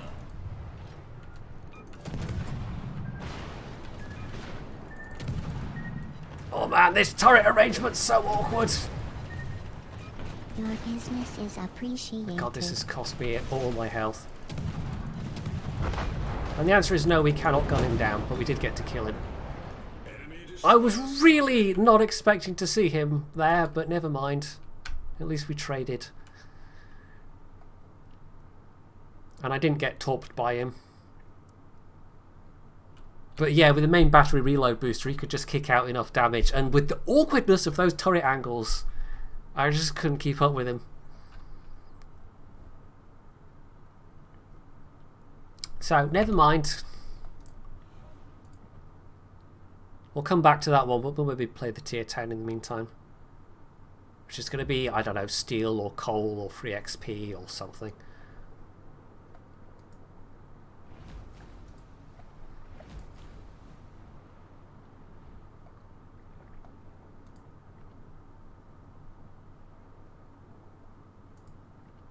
Oh, why was I thinking about that? Was on like the tier 4 one, wasn't it, that I took the torpedo armament expertise? It maybe becomes a little more useful at this tier, but with the slightly longer torque reload, but probably not that useful.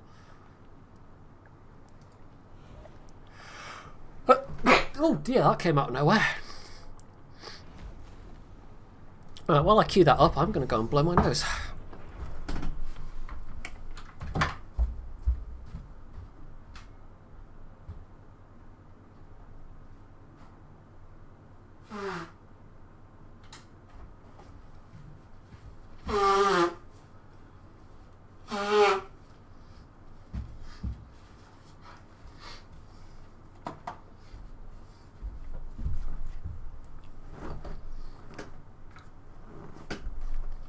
Hey, there we go. That's a character to test ourselves on. I think I'll try the tier 9 again. That wasn't really a good showing of the tier 9. But after that, I probably will call it there. It's after 3 AM at this point. Right, surface 6.2, which is not great at this tier. But anyone that does outspot us, we can immediately ping radar back on them. And again, with the twin turret arrangement, a little bit more sluggish, these ones actually. And definitely worse firing angles than the tier 9. Not by a considerable amount, but it's there. Forward torp angles are also not particularly great. And this one has got an awkward... It's like a triple and a quintuple. But they seem to spend the same time reloading. Somehow. You'd think one would reload faster than the other, but... I don't know if the game is capable of that.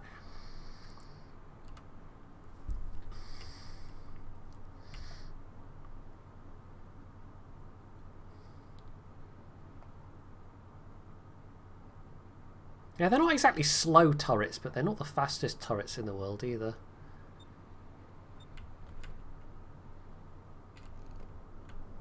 I think they'll mostly keep up with your manoeuvring.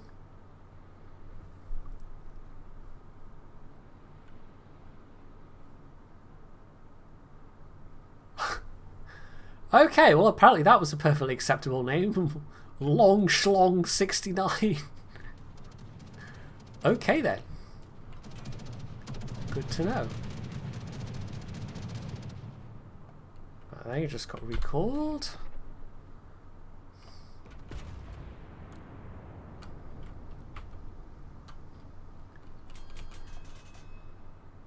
Yeah, that's totally classy name. Totally classy. Why didn't I think to name my account that? I could have been the famous YouTuber Long Schlong 69. Yeah, okay. Right, Kleber and Harugumo. So I can outspot Harugumo. No, Kleber, but I'm not sure about Harugumo. That's 6.2. Guess we'll see.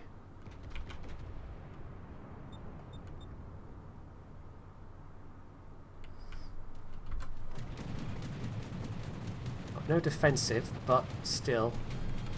This is decent AA for Destroyer.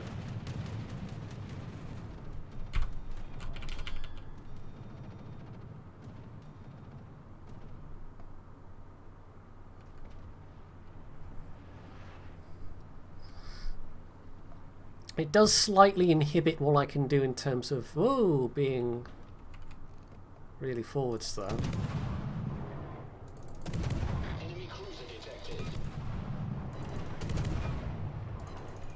Rate of fire, but I don't think I can match him for just number of guns.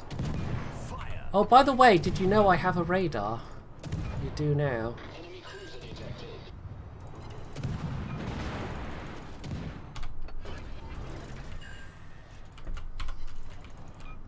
Oh, that was one of my guns. That's not so good.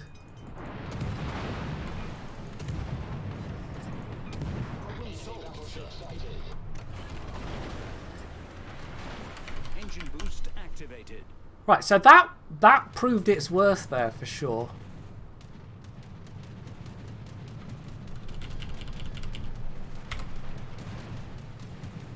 As is the AA. That's certainly proving its worth right now. Nuked that squad. Hey Isham, what are you glaring at me for? Oh, that's the Kleber. With a certain national commander. Right, unlikely to hit him, but if he keeps whizzing over in this direction, you never know. Maybe we'll head over this side, see if we can't drop some torps across there, because their Stalingrad's over on the other flank. Ooh, hello torps. This could be the Hurugamo. Engine boost deactivated.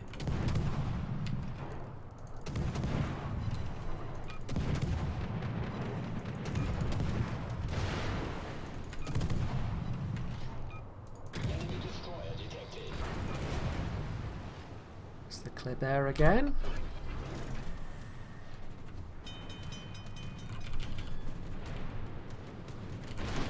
Yep, they're all shooting at me. I don't like it. This is where a smoke would become very useful.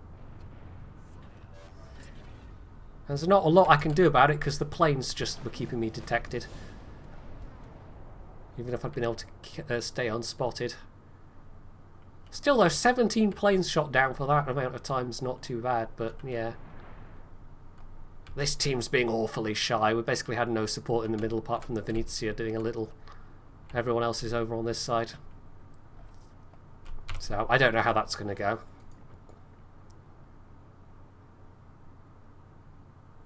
But that's the kind of situation where a smoke would have been extremely useful. Right, let's have one last go in the Oostergotland. And then we'll call it.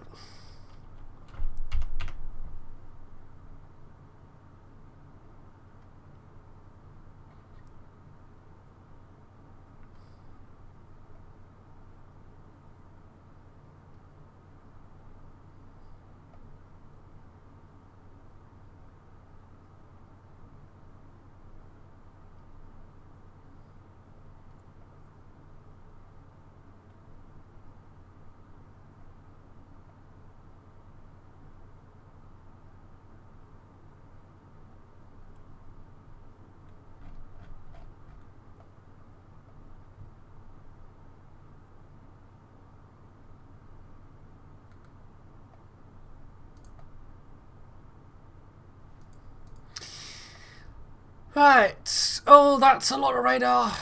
2 Donskoys, an Alaska, and a Seattle. And there's the Friesland's Hydro to worry about. Okay. We've got 2 radars. Yeah, that last one started off okay, and then it went really downhill once the Kleber came along. With the carrier keeping me spotted. And then ending up in the line of fire of, oh, everybody. There just wasn't enough speed to get away at that point.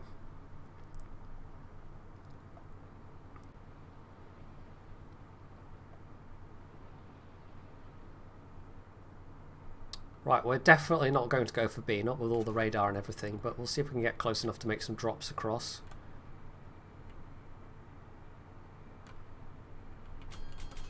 Right, what is it with this one? 5.7? It's a bit better.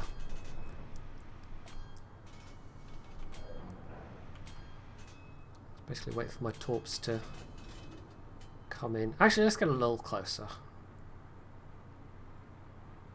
This is a slightly awkward cap in terms of these islands here.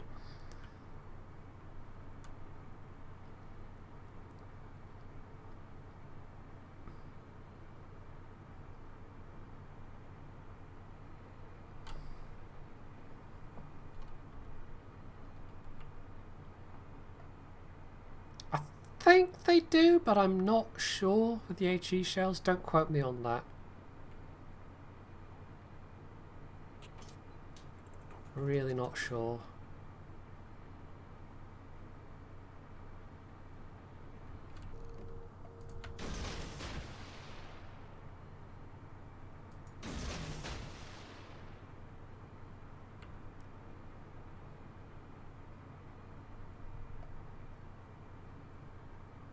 Maybe have more of a go over at A. There's more open water to play with there.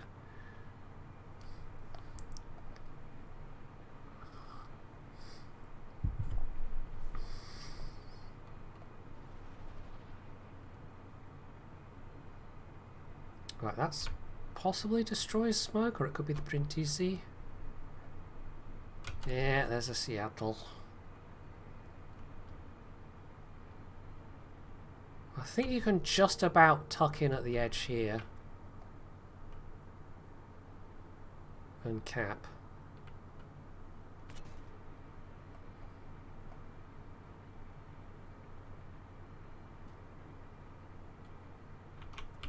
Oh, maybe not. There's a destroyer there now.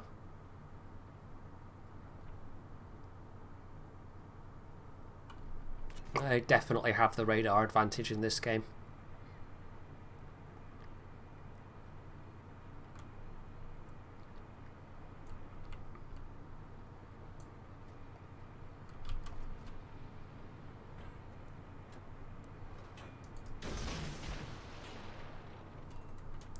One lot across there, and I want to get in front of this. No, damn it! Not faster than a Georgia. Ooh, that was uncomfortably close. I want to torp that smoke. What have they got? Yugomo, Friesland. Don't particularly want to get into a fight with Friesland.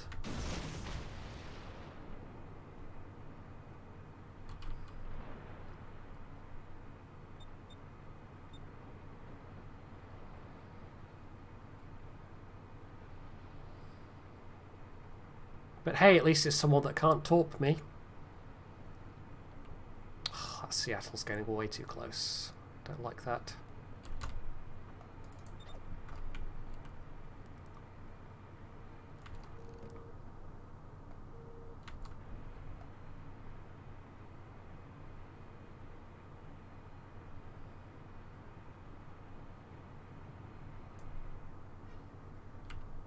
Oh, yep, no, it's the Friesland. It's the Friesland.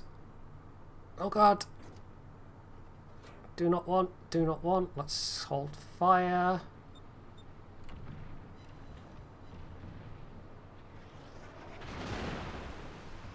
It's the Hydro I'm worried about. I mean, his guns are the equal of mine easily, but the Hydro is definitely... What did my torps hit? Was it the Jean Bart? It wasn't the Seattle. Oh, and there's an Alaska back there as well. Excellent.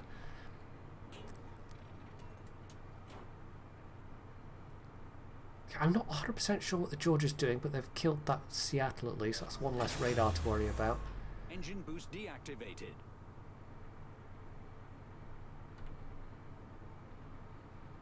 Your business is appreciated. I honestly don't know what my torpedoes hit. Intaro, thank you for the follow.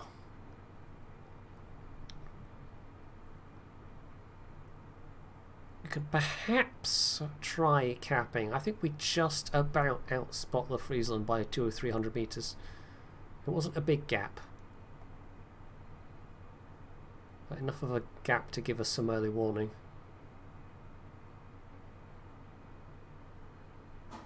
Right, there goes the Georgia.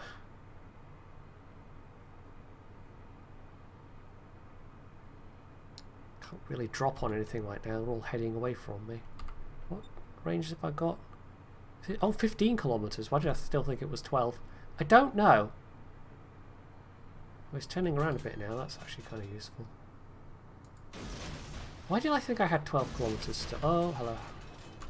Go away, Friesland! No! Go away. Shoo.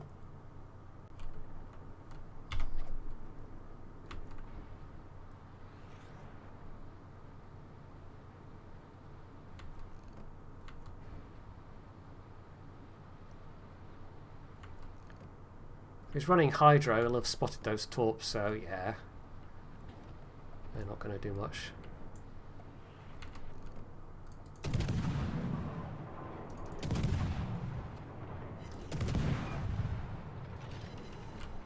just as he smoked.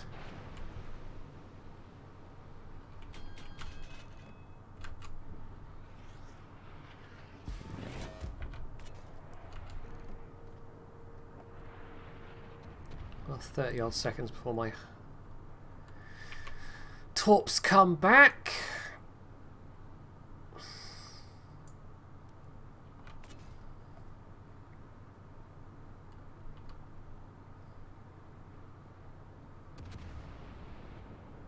Could do with another cap, really, couldn't we?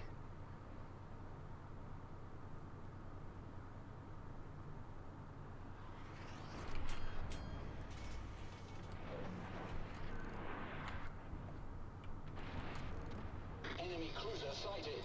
Let's try putting some torps across that smoke, but I'll keep one of my launchers.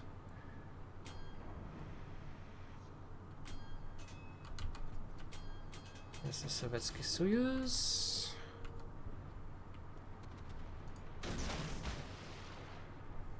It's not as effective for splitting your drops like this, but yeah.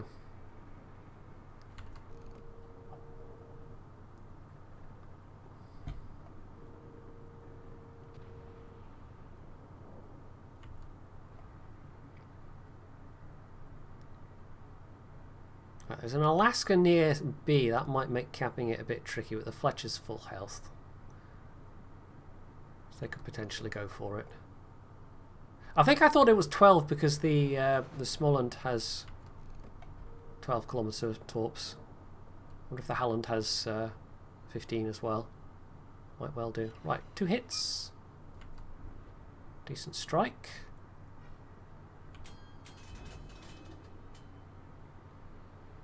There's your boy in the Friesland again.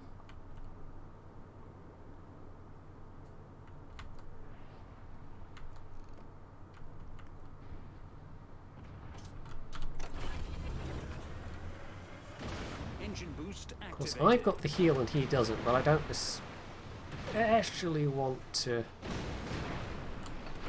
get into a gunfight with him. Engine damage.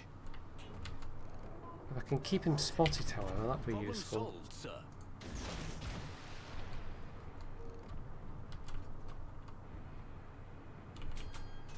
The fact that he's firing at me means that he's going to be spotted for a bit longer. This time I'm saving some torps for that Jean Bart that I think's coming that way.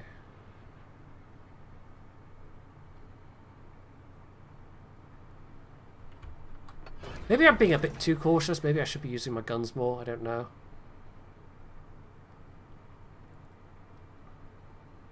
Right, where are you, Jean Bart?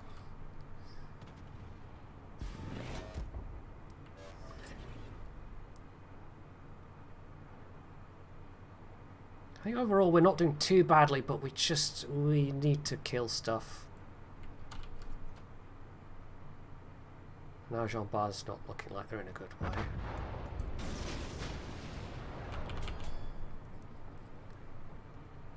This is just not looking that good overall.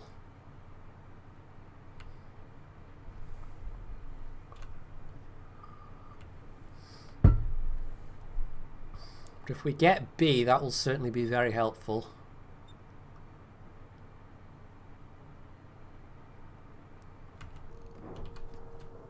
Right, are you going to eat some of those? I hope so.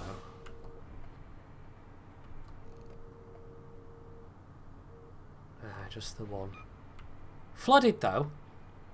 If I can pin another flooding on him. Which way are you turning?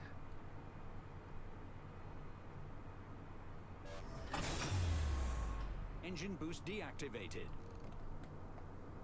Oh, in fact that flooding has stuck, it seems like.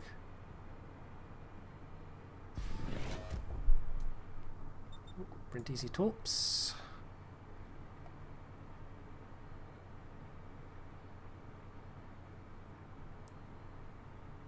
Okay, stop the flooding. And is he just bow on? Is he reversing? I think he might be.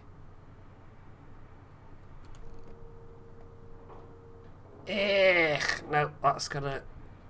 He's gonna neatly fit in that gap. Alas.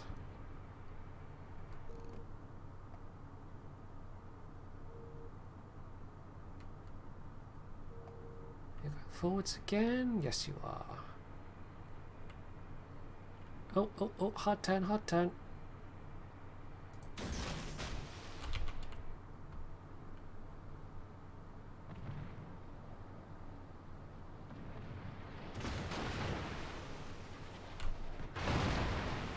It's the battleships being around that makes me not want to open fire on the Halland despite having a hit points advantage.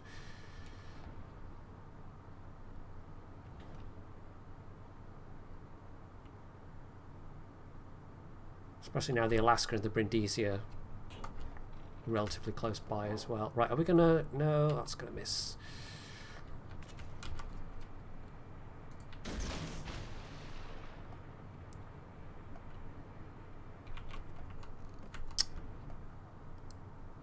That Alaska's definitely going to be a buzzkill.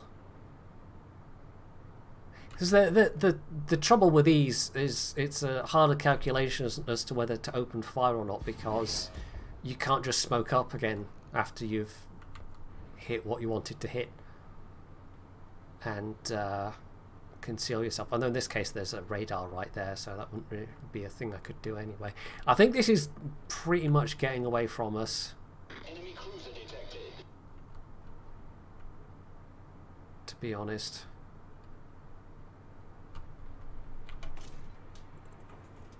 It's really not going that well at all.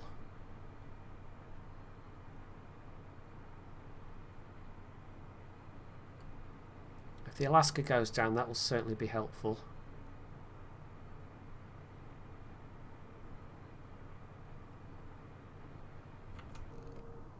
Enemy battleship detected. Come on, Sovietsky Soyuz, give me a nice broadside to work with.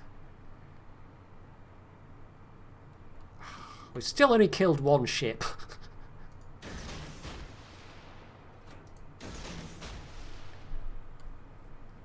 Yeah, I don't think this is going to be a win. I think our chances of making this any kind of victory have well passed at this stage.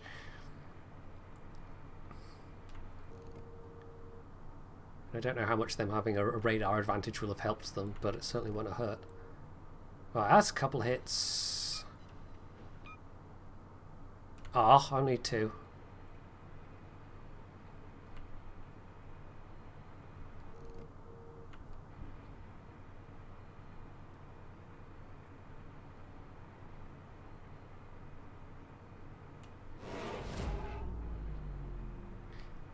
Once you get to the high tiers, I mean, at least the torps do start to feel a little more effective than some of the low tier, low damage ones. Ugh. Battle ends in 5 Yeah, minutes. this is just about over. 6.4, 6.3, 6.2, come on, reload, reload, reload. 6.1, 6, 5.9, 5.8. The enemy team has taken the lead.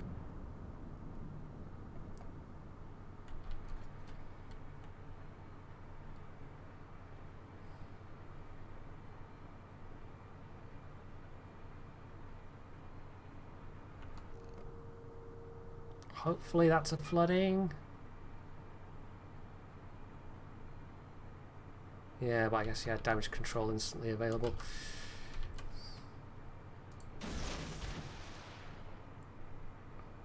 Well, damage-wise, this is turning out to be not completely terrible.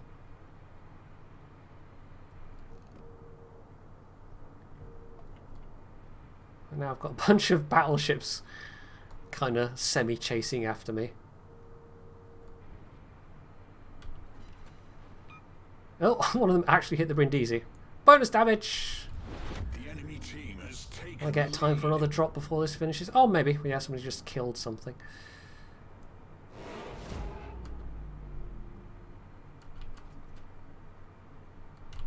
Well, that's closer, but the Jean Bart is way more... Oh, he's turning, actually. I was going to say way more broadside, but yeah, no, he's turning. This is possibly the Sovietsky Soyuz.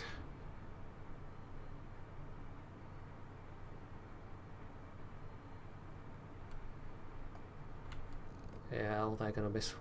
Well, that was not a good drop. That was a terrible drop. Oh, there we go. Oh well. It was a rather one-sided game, but that's always the problem with playing late night on the EU server, is everyone is not really playing terribly well. I think damage-wise that wasn't completely awful though. 88,000. How much of that was flooding? 13k, not bad.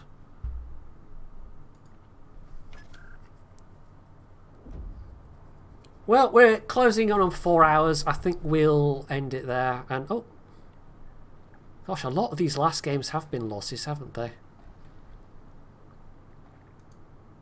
But apparently we were on that Smolensk game.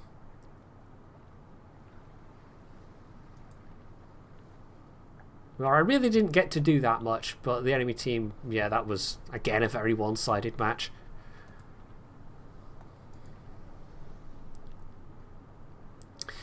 Right, so, yeah, I think that's about it. I don't know if there's anyone to...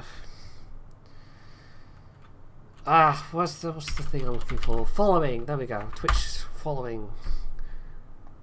Is there one we can host?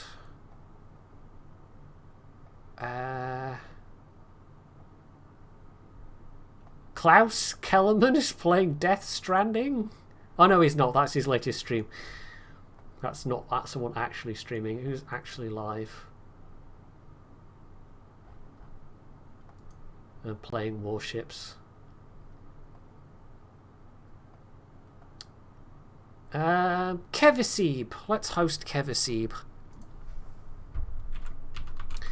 So, yep, thank you all for tuning in and for the follows and the resubs and all that jazz. I do appreciate it. And if you missed any of it, if there's any of these ships you particularly want to see, I'll put the VOD up on YouTube in a couple of days' time. So, yeah, you'll be able to see it then.